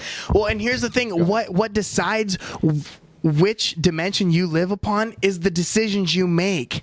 Really? Now, every little I thought you were on a set course. No. Every little decision you make, whether that be to go to the donut shop and buy 12 donuts and then eat all 12 of them, Or even 11. or not go to that donut shop at all. Those are two different dimensions in which you're living in at the same exact time, because you could choose not to buy those donuts, Do they or you can create choose to buy. themselves at the moment that that choice happens in your head, or does it already exist where there's another dimension where you're not buying those donuts? No, the two exist simultaneously.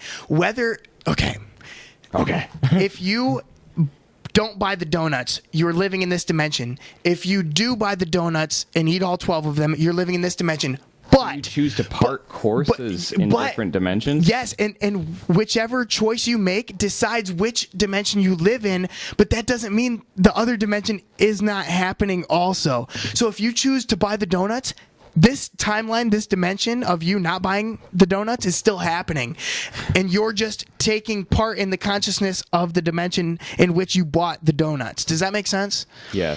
Now, I had something else to say. Yes. Oh, I cannot remember. It was... Have you heard the... It was closely related to that. Have you heard the... I don't know the exact I remember name. where I was going. I remember. Can I jump on this real quick? Yes, Can I let jump me- on this let real me quick? write- Let me write this down. Let me jump on this real quick. Now, there's something called... No. There's something called Randonautica. Are you familiar? My friend just told me about it. Now, I've been on Randonautica. Our friend. I've been... when I was working at This the... messed with my head when he told me, too. And it's gonna fuck with you now. When I was working at the Fremont Rec Center a couple months ago during the wintertime of 2019, I was introduced to something called Randonautica.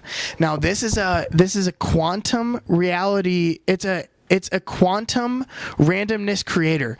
Now it's where it's true. This is a website? It's truly random. Yeah, you can go. They have an app. It's called Randonautica, and they took a quantum reality. It's a quantum computer that computes real Or quantum formulas. quantum formulas. We don't have quantum computers. exactly but quantum.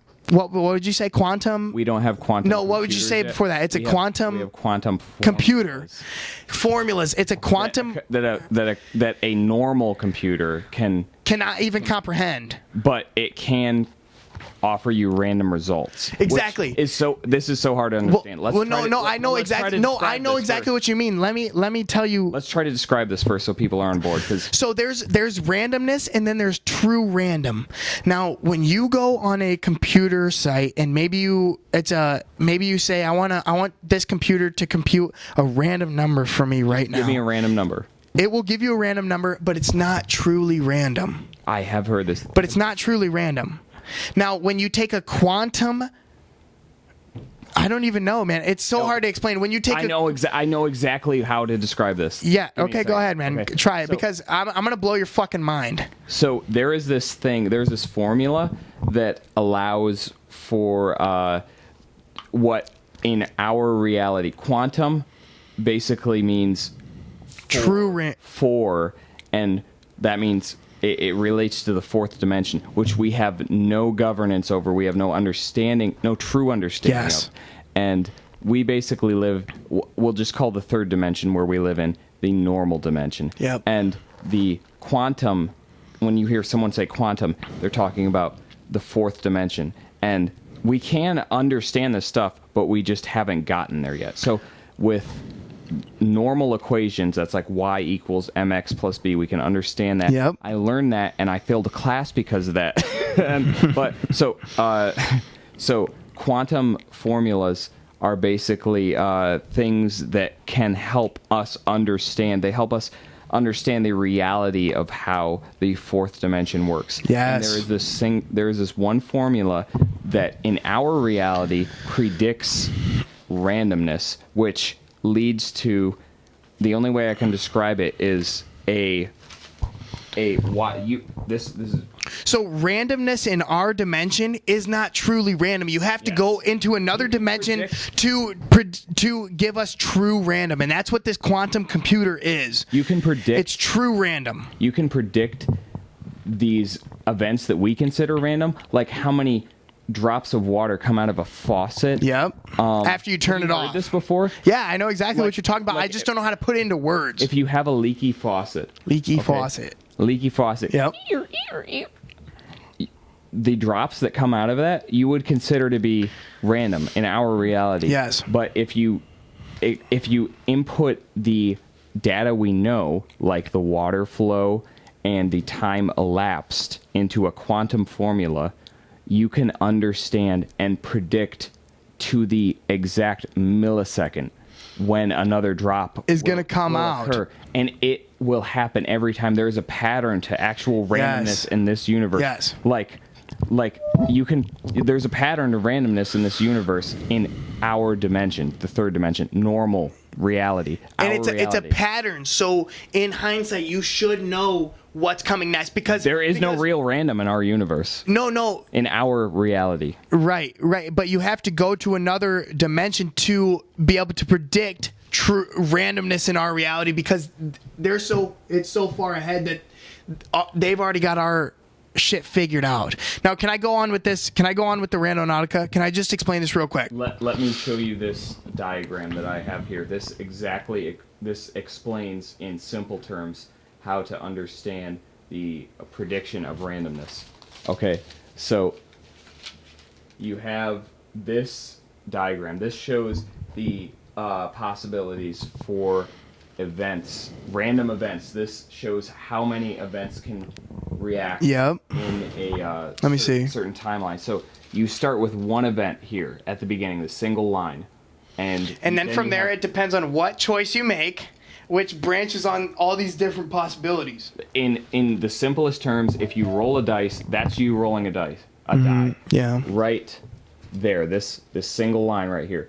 And with that die, you have a set of two choices where it's either going to roll a certain way or the other. Right. And then with that way, it's going to either roll this way or the other way. Right. And in this reality, it's going to roll, the other two directions. Right. And from that, it just branches off into infinite amounts.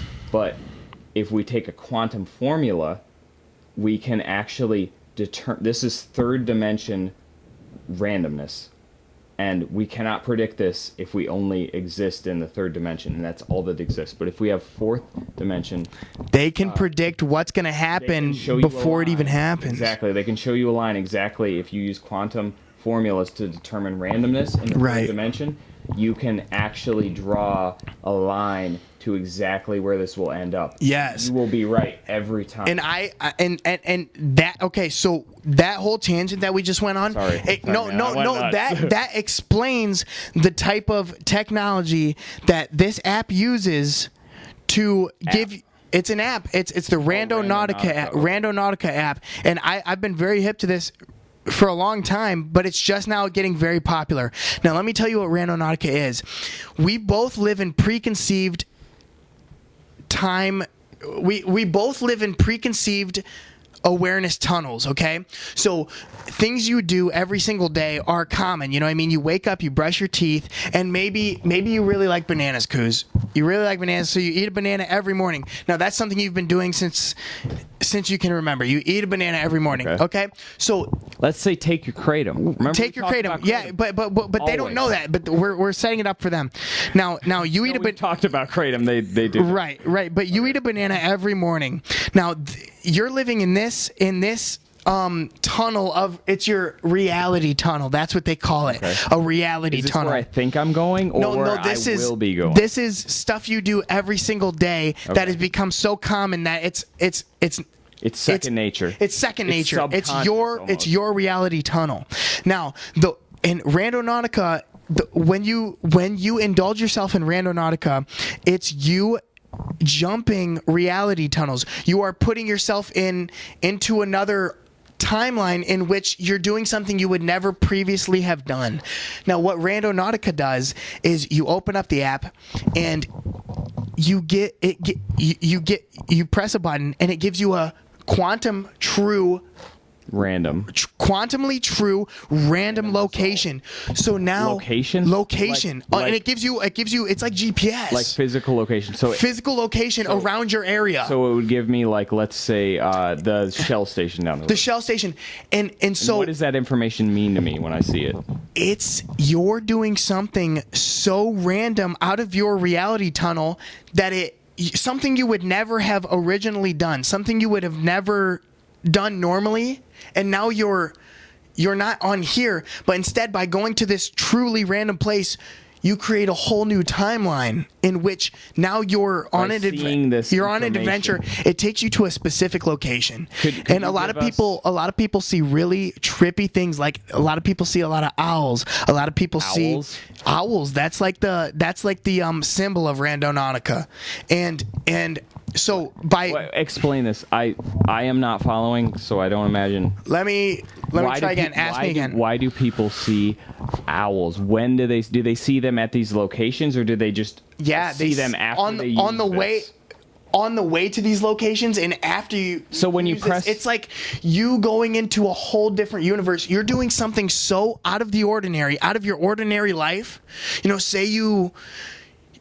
So I press this button, man. You press this button, it gives you a truly random location. Go to this area? Yes. You go to this location that it gives you. Area, I will see owls. Not necessarily. It's just a symbol of. A lot of people have. A lot of people have. You can follow them on Twitter at Randonautica. I'd have to look it up. We'll put it in. We'll put it somewhere in the description because I'm very serious about this. But at Alex Jones. But no, listen, bro. Okay, I'm gonna try to explain it one more time. Yes. I'll be honest. I'm having a hard time understanding. Why don't you walk me through a simple I have the app right now. No. I have the app right now. Okay. So check it out. Show us how we would use it. Okay. After this podcast is over, what would I normally do? Probably try to hit on me. No, shut the fuck up. I'm trying to explain something really deep. So you would say, man, this went really well. No. Here's what would happen.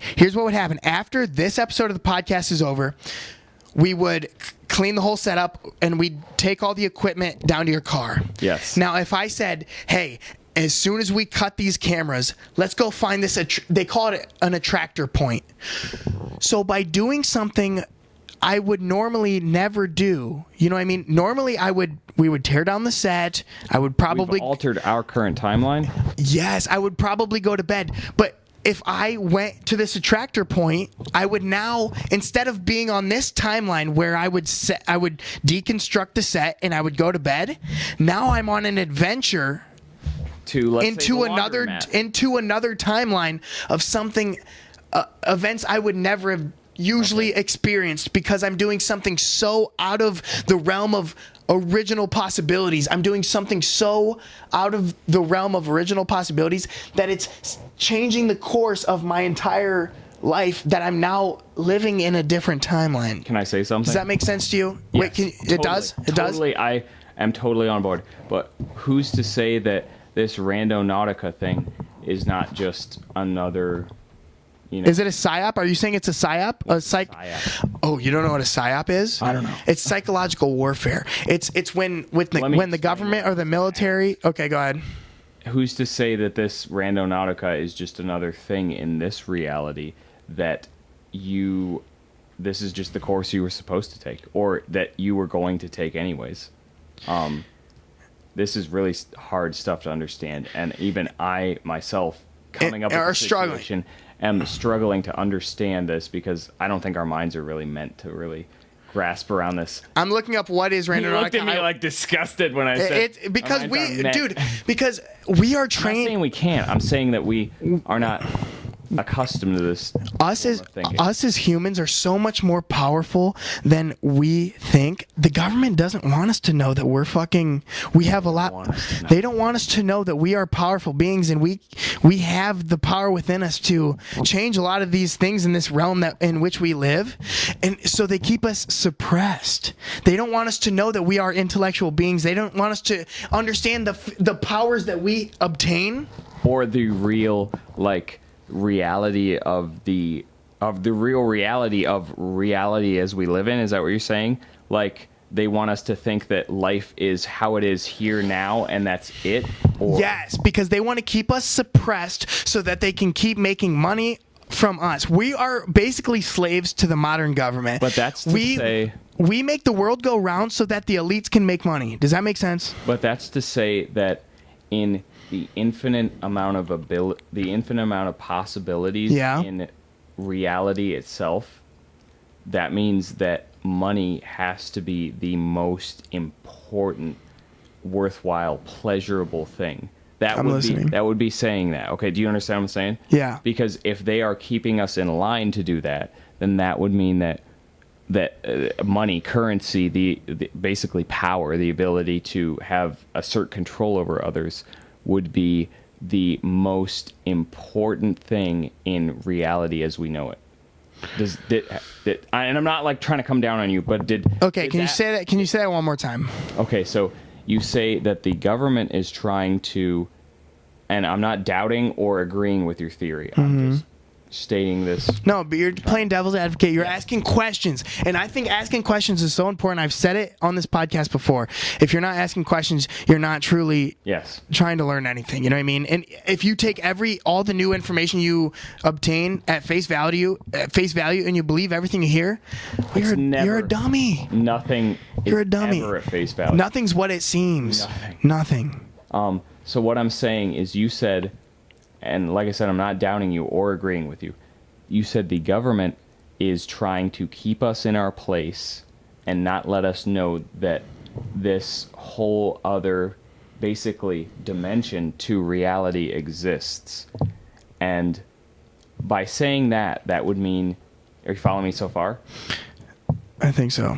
That by making that statement, that would mean that the government knows of these other forms of existence, however incomprehensible they may be. And that means that they feel that even with these other forms of reality and existence and just being here, these other forms are uncomparable to the amount of enjoyment or good that comes from gaining personal power or money. It does. Does that make sense? Can I say something? But it could also mean, now, I give you a second option, is that they know about these other realities and they're just too scared to enter anything else than what they know. And they're like, money is all I know and power is the best thing. So I'm going to stick to what I know and where I feel comfortable. And remain dominant. Well, here's the thing. Is that the theory that you subscribe to? Here's the thing, Kuz. Here's the thing. Okay, Ryan. I'll put it in terms that people can understand. If the government knew that aliens were real,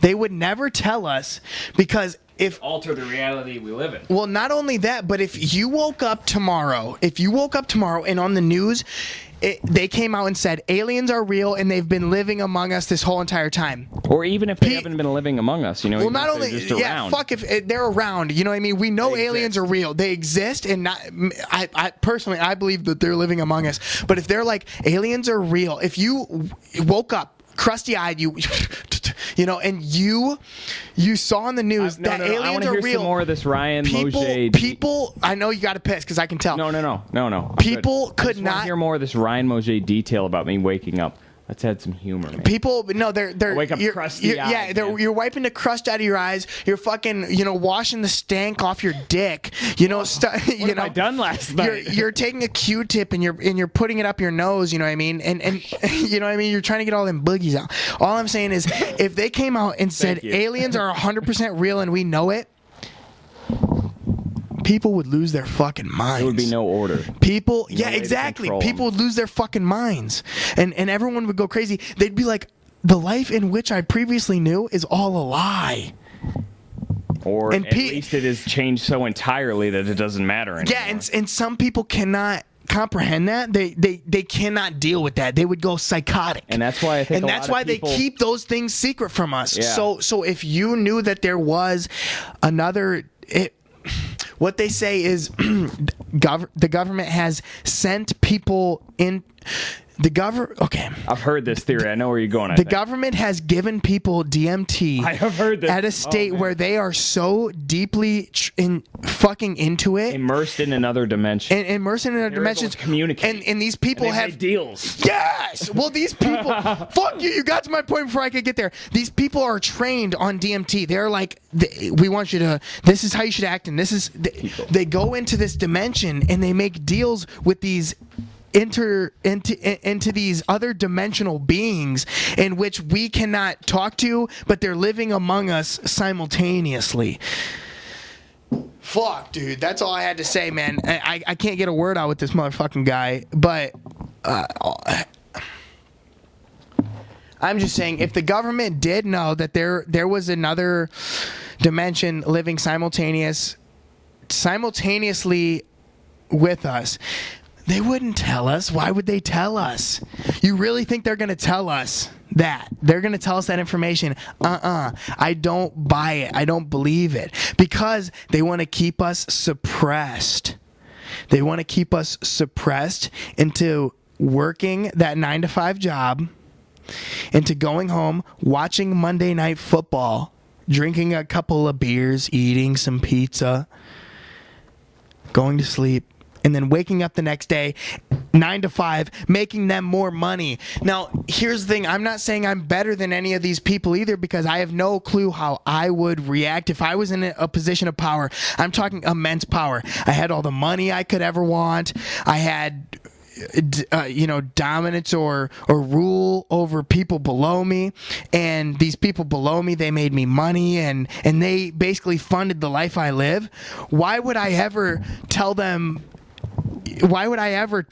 that they're funding the life, this luxurious life that I live, while they're fucking, living at a trailer park, drinking beer and eating pizza on Monday nights, watching football? And that's enough for them. And that's enough, because that's all we know. Yeah. That's all that we know. You know what I mean? And so I just think that everyone needs to understand that everything is not what it seems, okay? And you need to start questioning reality. You need to start questioning things, okay? If you don't believe exactly what you've said, what we're saying, yeah. Exactly, like the aliens thing, or the separate dimensions, because we don't have proof. We just know that this is mathematically possible. But even if you don't believe exactly what we've said or what Ryan has just talked about, question what is going on, because there's just no way that in the just statistical, mathematical, realistically, probability, of us being the only of existence, regardless of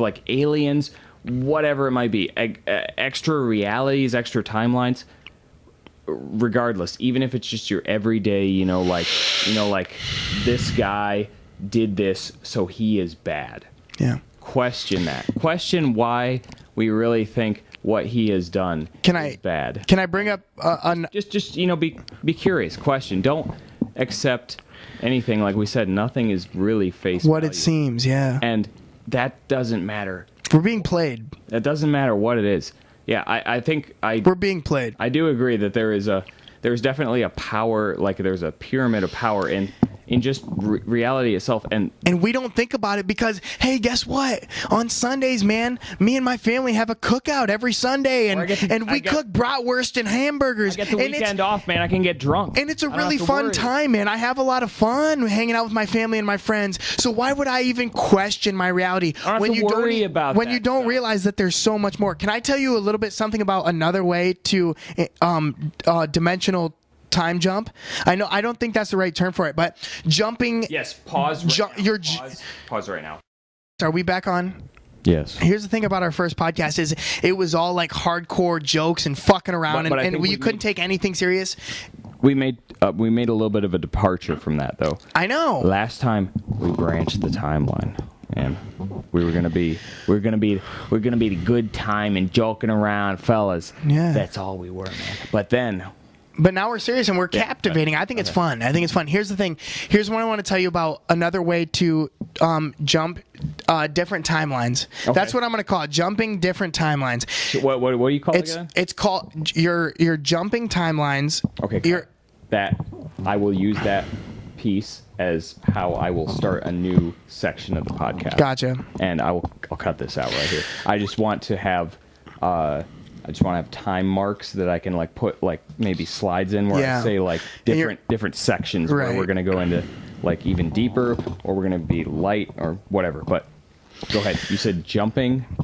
You're jumping timelines, and here's the idea. It's a theory, it's an idea, and everything we're talking about isn't set in stone. We're just a couple of motherfuckers questioning things and talking about different possibilities in this intergalactic fucking life we live. You know what I mean? Like, say we came from monkeys. We came from monkeys. It's true. Well, we have no clue. But here, let me. We really don't. That's not even a foundational reality, right? To go off of, because we weren't there. No one has true. And how evidence. come monkeys, if they're only so close to us from monkeys, how come we don't see other monkeys getting it on? You know, well, not only getting it on, but developing themselves, like evolving themselves into other species or life forms.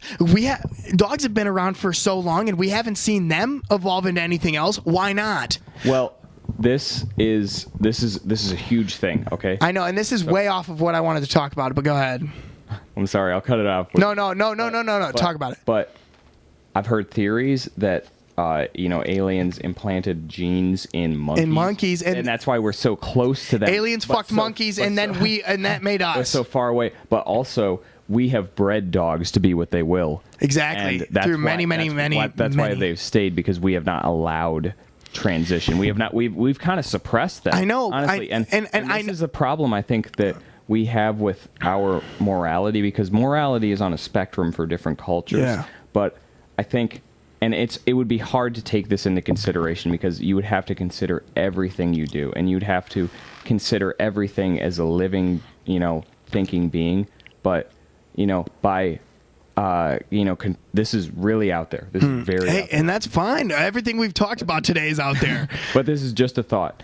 And, if we say that, we came from monkeys, to put monkeys in a zoo and horrific to domesticate dogs and keep them as our pets. And again, this is just a theory. I'm not saying it's wrong as it is now. No, but I understand exactly where you're going with this. Technically, we are inhibiting, if our theories are correct about evolution, what we believe about the real world we live in, inhibiting these beings and changing them to be something else and altering this course of their evolution is truly immoral, because we are preventing them from being what they could be. And I agree with that, but not only what they could be, but think about their intellect. If we came from monkeys, that means they have some sort of awareness. Am I right on that? Absolutely. They have some sort, and we're putting them in cages, and we're making them sit in a steel cage for almost the entirety of their lives. Sometimes they're born into it, man. And I know, and just like we're born into not knowing anything other than our six senses. When little do we know, we could have a lot more. In the reality we could see a lot more. In the reality we live in, we could be in a cage. Yeah, and I totally agree with that. But on a lower level than that type of thinking, have you heard that monkeys and God, I feel like Joe Rogan right now, but no, it's fine. Talk about whatever the fuck you want. He always says this, man, but it seems to be true. It seems to hold true. Monkeys in primates, orangutans, gorillas, chimpanzees, the lemurs, the spider monkeys, whatever it might be, primates, mostly gorillas and chimpanzees. They seem to be the most advanced, and orangutans are about in the same field, but they say that they have reached the Stone Age of where yes, and they're using sticks and stones. Yes, they're using tools. Picture of the orangutan hunting fish phenomenal with a spear. I saw that, man, and I was like, maybe it didn't like work on me like it worked on other people, but that was some of the most like pure, like unadulterated like beauty I think I've seen in this world. they're just evolving, and it's just nuts. Let me ask you what do you think is going to take out the human race first? Nuclear weapons, Planet of the Apes type stuff, or AI? I think that on the path that we're on now, AI. yes. Yep. But I also think that if we were to create artificial intelligence and it were to, disrupt the way we live now, and because if you notice everything that humans do, we think that we are intelligent, but we are still governed by emotions, specifically four, which are, the need to reproduce, the need to eat and drink, then the rage response, which comes from any form of pain we feel. You might try to take it out on an inanimate object. Yeah. And then group mentality, which comes from, you're at a football game and everyone's cheering for, the team or saying something. Or everyone's standing, and then you're the only one sitting, like, so you feel like you have to stand. And that is not a free-thinking thought. Exactly. That is an action governed by your biological evolutionary drive to survive. Right. It keeps you alive if you're living in an intense, dangerous environment. But we are so governed by what we have been taught, all we know. We are so governed by the emotions that drive us because we're biological, and we still have those urges to do things and say things and feel like we need to like apologize and take care of other people, that we would be helpless against a computer race that it has no feelings. They would only think logically, and they're like, I don't need to worry that I left my other computer counterpart, their what we would call buddy, back on Earth, while we go to build maybe like a huge ship to go maybe take over Earth, because it's a very vast area of resources that we can use. They don't think about that, and it just makes me think, especially recently, that we have been very we're so we are advanced, no doubt, especially in our own minds, but we are still so governed by what we came from, and we are still so primal. We really are. If and a computer had the control over our bodies, but it didn't have to worry about these emotions and stuff, I think we would be so much further ahead. Advanced. Even if they started like 10 years ago, even if computers just took over all the bodies of all the current humans, we would be so much further ahead, because there would be like, well, this guy stole our oil, so we couldn't produce rockets, so we're angry at him. Exactly. They would be like, there's no reason to really fight him. There's no spite, because it's not going to really help us. And now, so they would continue, and they would just be so much better and efficient at doing what we attempt to accomplish. But it's just two different realities, because they have two different drives. Well, let me tell you something. This is the first time, 2020 and the ending of 2019, that I've been attracted to women. No. Things have changed for my entire adolescent life, and then into my early 20s, all I've known is good shit. What do you mean? All I've known is good life. Yeah. I've never been faced with a pandemic. I've never been faced with the government telling me you have to wear a mask, and I've never been faced with something abnormal in society. Does that make sense to you? I haven't sensed that either. I think it's so new to all of us. I've asked my relatives, because I was like, something like this has had to happen before, because this is like unprecedented. And I asked my 60-year-old uncle, I said, did anything happen like this when you were like younger, like anything similar, like even if it's not a pandemic? Right. It's like, you think your neighbor's a Nazi, so you gotta turn him in, or like maybe wear a camera or something weird. Any circumstance that puts you under the pressure we're in now. And he's like, no. And human civilization, the generations before us, maybe, like, I'm talking way back, in the 1800s, shit, life was hard. Life was hard in the 1800s. But I'm saying, gritty. I want to say, we'll say since 2001, I would say 9/11 was the biggest fucking not globally, not even a global crisis, but That's the biggest national. American, the biggest American crisis was 9/11, the biggest one. Like, well, dude, think the last about one that happened no, was no, no, when no, they no. created nuclear weapons. No.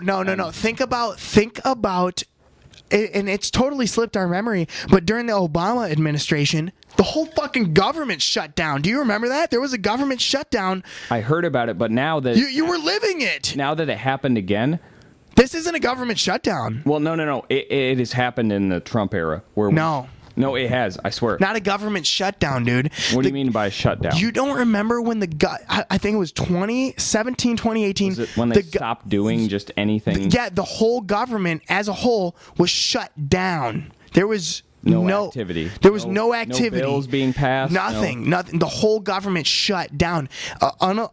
Unlike that, during this whole Corona and stuff, there's been a lot of bills passing, and there's been a lot of stuff that the people are so worried about the pandemic and everything going on. Under the radar. They're going under the radar, and there's a lot of bills passing, and there's a lot of stuff going on that we're not even aware of because we're so caught up in everything that's going on. And that's why But I've never.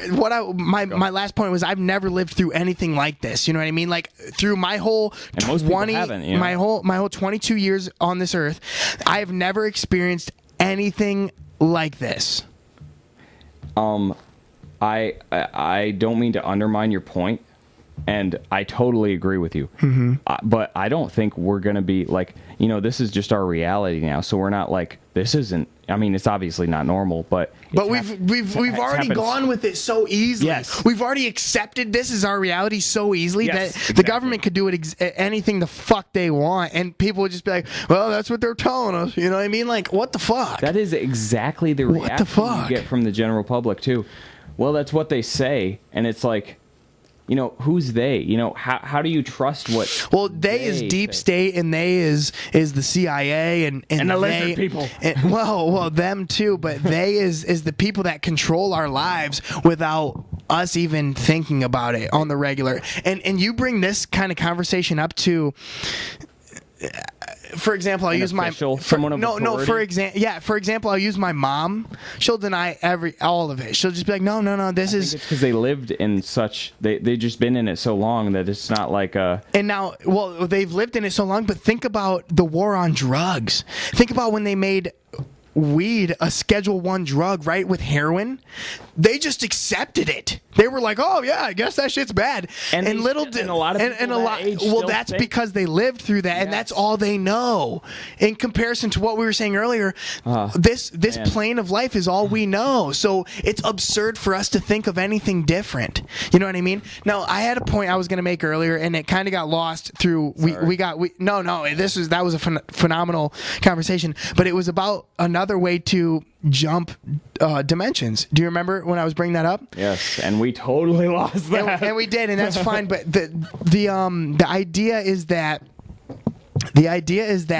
there's. I'm just gonna run you through it instead of trying to explain it, just because that's what we're gonna do. Take me through. Take me on a drive. I'm in the passenger seat. Here's what you have, Coos. You have a red Solo cup filled with. I fill you up. No. Let's have a party. Let's have a party. Proceed to party. Tell me who that was. That's Toby Keith. I saw him in concert. Yeah. Now, Bay? yeah. Wait, that's when all of my friends got arrested. But that's a story for another time. It was just me and Blake Magi. That island almost sank with how many people were on it. I know. swear to I was God. there. So here's what happened. That was a national event, man. That had never happened on an. It's Bash on the Bay. Right. Not like that. So here's what we have to jump dimensions, everybody. Here's what you do. You take a red Solo cup and you write your current situation. But that has to be in retrospect of what dimension you want to go into. So say it's money. Say it's money. You want to obtain more money, Coos. You want to obtain more capital. Could it be anything? It could be love. It could be a relationship. It could be money. It could be more sleep. It's okay. Let's go sleep. Wait. I'm curious. Just to help me understand. Let's say I just love paper. What's something you lack in your life that you wish you had more of right now? Tell me. Be honest. I'm not. This isn't a bit, dude. This is real life. Okay. What's something you lack in your life that you honestly wish you had more of, or you earn? You with all of your being, you wish you could accomplish this, but you just seem not to be able to accomplish it. What's something you really want in life? Intimate kisses with Ryan. No, okay, I'm fucking with you. No, I want. I would say the thing that I feel I am most missing in my life is the ability to, I guess, just, I don't know, go out there and Let me make it happy. Let's just say happiness. Happiness. Okay. Happiness. We can do happiness, but I was also going to do Pop-Tarts. I think Pop-Tarts is going to be a lot simpler to do. Let's do Pop-Tarts. Okay. Say you. Oh fuck.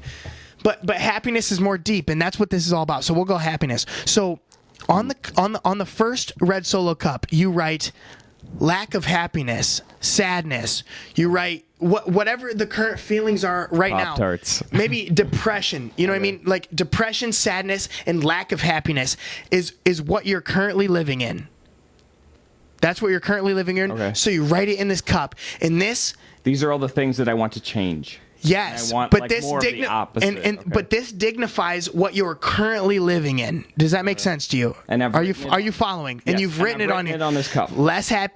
No happiness, depression, sadness. That's what you've written on this cup because that's what you're currently living in. This dignifies your current time or this dimension or reality tunnel in which you're living in. Okay. Okay. So then you take another cup, and you write happiness. You write joy. You write whatever. You get what I'm trying to say. You're so happy. You write whatever you Things want. I want to have. Whatever you want to live in, that's what you write on this cup. So this is what you're currently living in. No happiness, and this cup is happiness. So then you fill this cup up, what you're currently living in, you fill this cup up with water, right? Okay. Sadness, depression, no happiness. And you take the cup that you want, the cup that what you wish to be receiving and what the current the reality tunnel in which you want to be living in, and you take that and you pour what you're living in into what you wish you were living in. So you pour it in and then you drink that whole thing. You drink all the water in the cup. Now let me tell you, I know it sounds outrageous, but just by doing that, subconsciously you have two consciousness. You've ingested those. You have those thoughts and those. You have two consciousness: your subconscious and your real your real conscious. You know what I mean? Okay. So you pour it into what you want, and you're tricking yourself into pointing your direction of thinking into happiness and positivity, into a life full of prosperity. So you're tricking yourself through subconsciousness into believing that's the life you're going to live. And by tricking yourself, your subconscious, you stray away from the old reality tunnel in which you lived, and now you're into a new reality tunnel with a new mindset and a new theory on life. And it's all about tricking your subconscious, man. Did any of that make sense to you? Did I sound like a fuck, or did that make sense? Because I'll say it again. Please don't do that.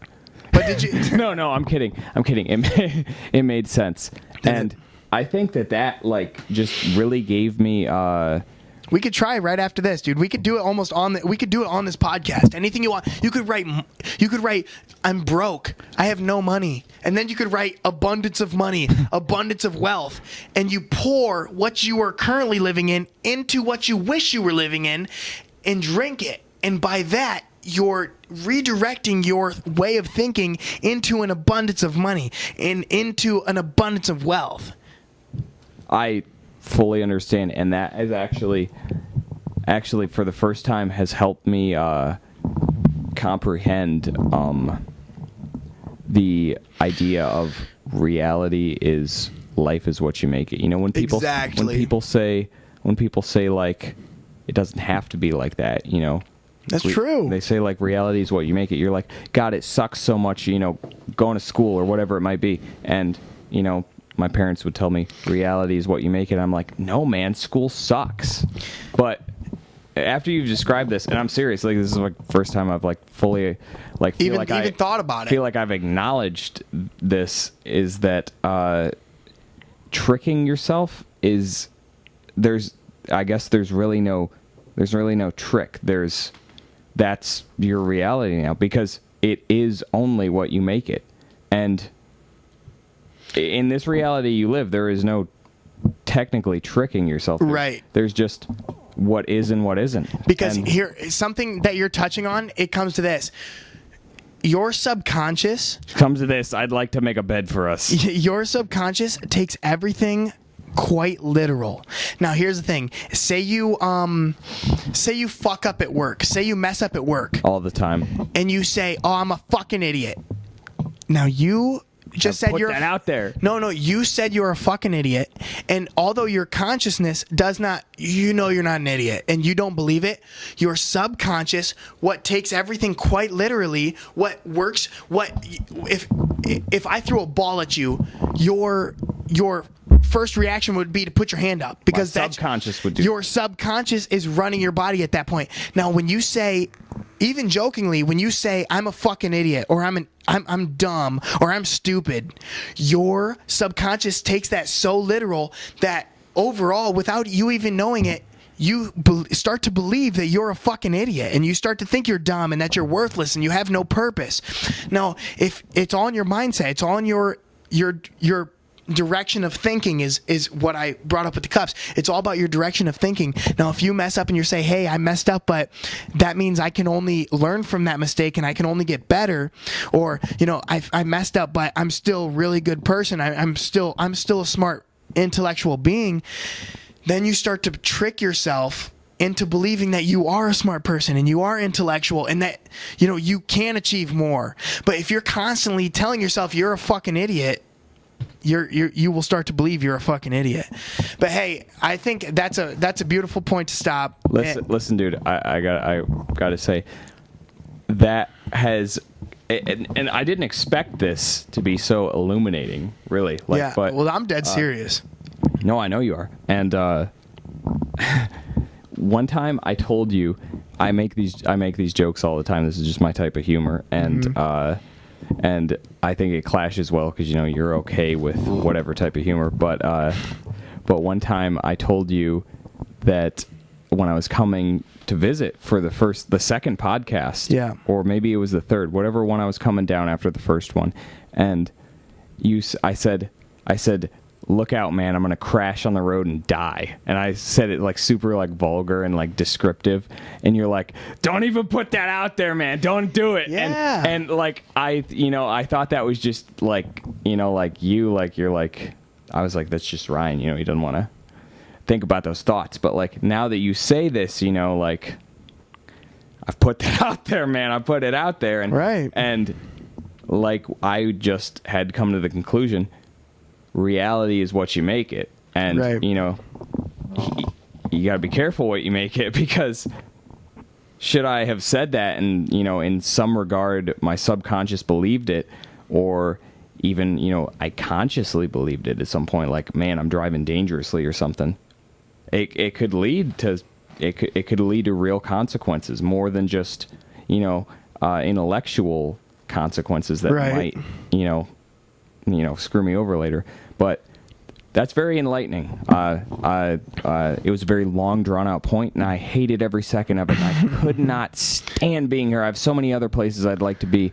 I missed out on so much tonight, but I'd like to say thank you for illuminating me. And I have a lot more to say, but I think let's no. That was beautiful. We're gonna leave it at that. We're friends. We're gonna leave it at that. That was a beautiful point.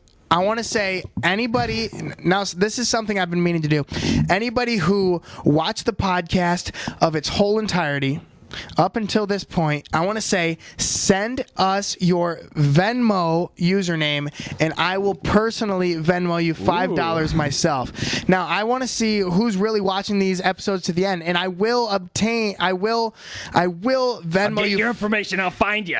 No, I will Venmo you $5 if you've watched this video to the very end, and if you send me your Venmo account, I will send you $5 because guess what? I want to say anybody who's really watching this to the end, you are Obviously loyal. cares. You guys are amazing. Thank you so much for watching. This episode was so much fun to shoot, and I had a great time. Thanks for tuning into the Open Tab podcast. It's been phenomenal. Any last words, Coos? Nope. Bye. Fuck you, man. Listen, that's it. No, this that is was not. it. Nah, this is not it. That's it. I'm out. That's it. I'm in control here, and I want to let you know That's it. that Ryan. That's it. We cut it. We cut Ryan is not my overlord. And listen, man, everything he has said is truthful and comes from the heart, and I really stand behind it. And those are my last words. Yeah, thanks for watching. Hey, get back in here, you fuck.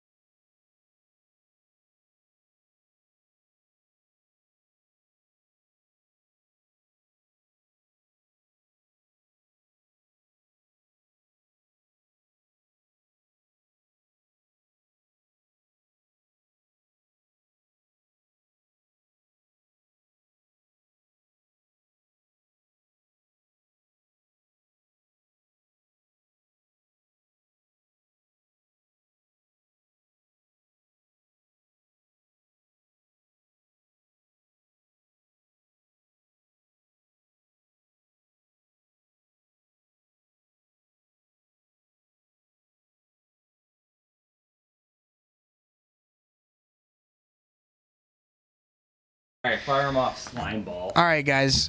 We got a couple topics here that we want to talk about. The first, I will start off Also- with a more lighthearted. A more lighthearted one is Yeah, try to add your Ryan Mosier-esque vibe. I know to I this. got really serious this Yeah, podcast, because but I could that's try to- because I could try I'm to- passionate about I the know, things I'm and I talking was too. about. But try to bring that out because this is going to be like the promo.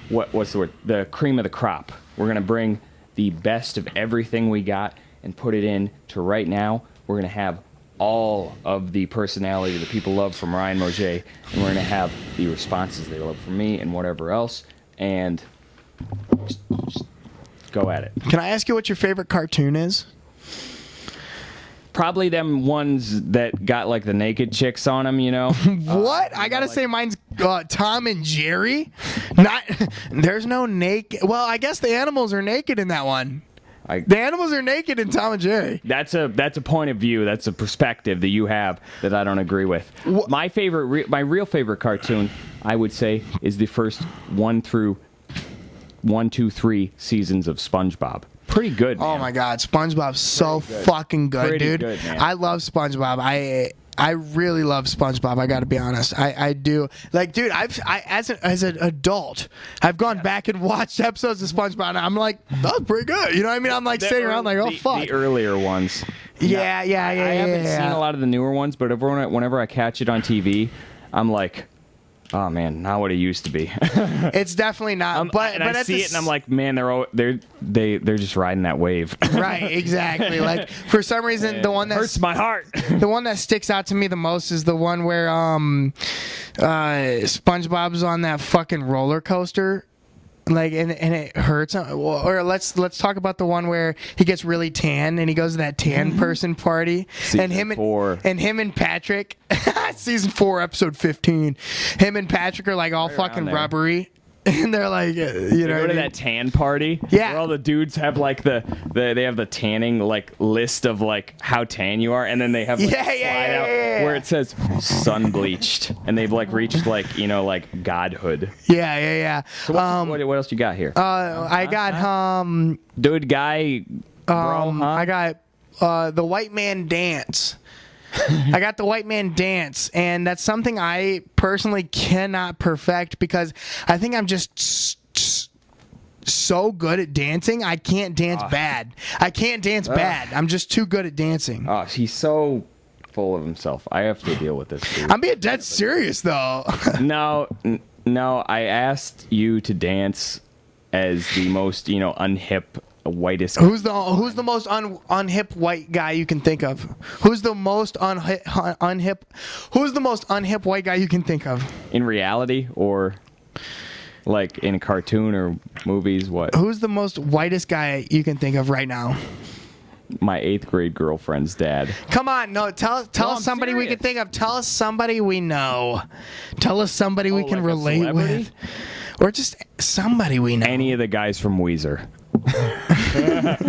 I could not see them out there doing anything other than playing the instruments they play. Yeah. They found something they're good at. I'll give them that.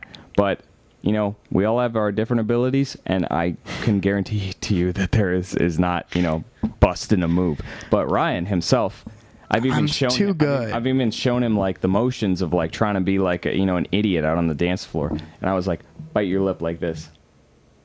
And he didn't do it right. He couldn't. Yeah, even do it right. I can't And even. was I like- can't make a fool of myself. It just doesn't work. I was like, dance around like, you're so nervous you don't know what to do. And even when he did it, it was like, even though it looked kind of like awkward, it was still entertaining. And it still like, brought me past the point of like, oh man, he's trying too hard.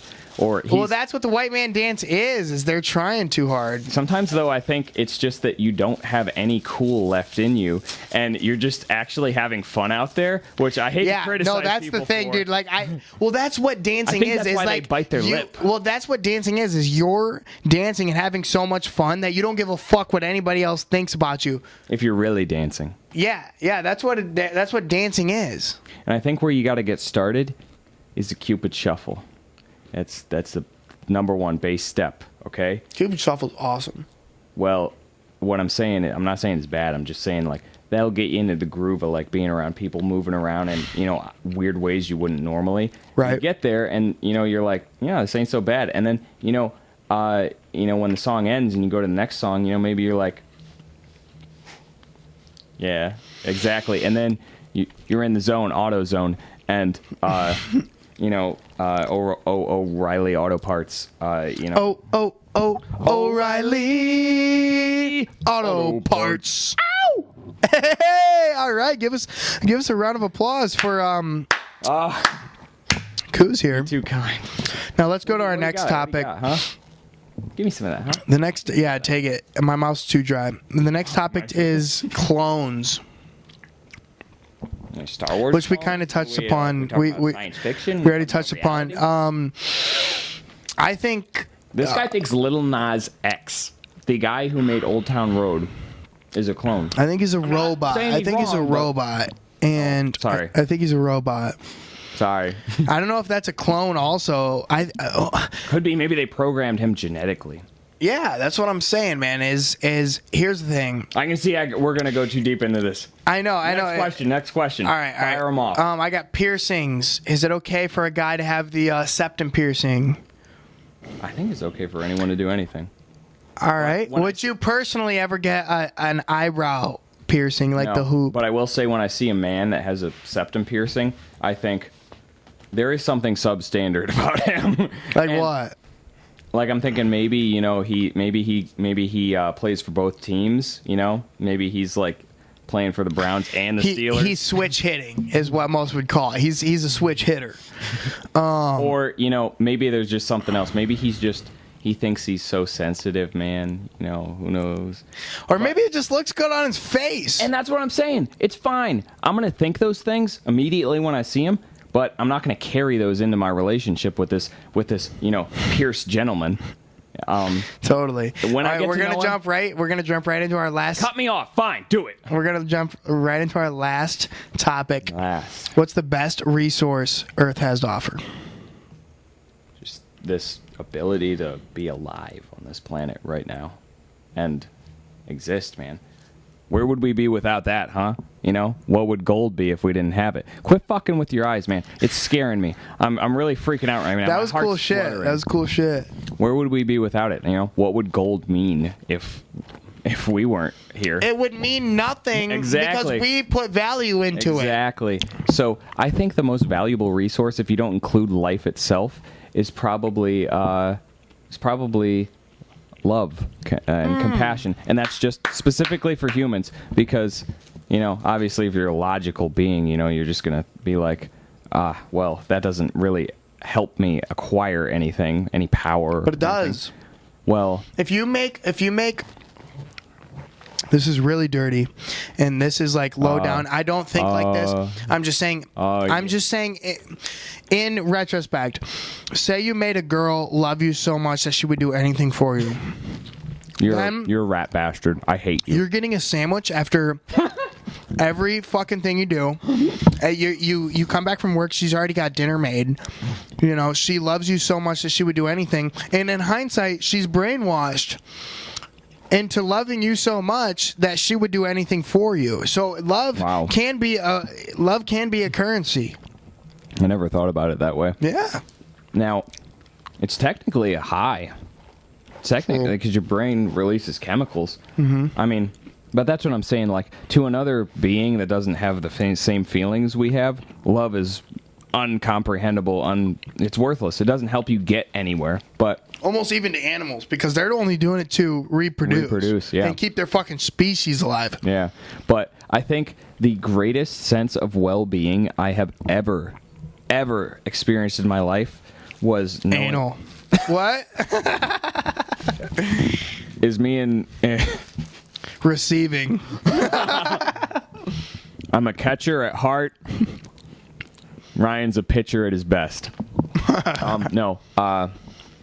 The best, the most largest, strongest sense of well-being I've ever experienced was being what I consider was probably in true love with someone.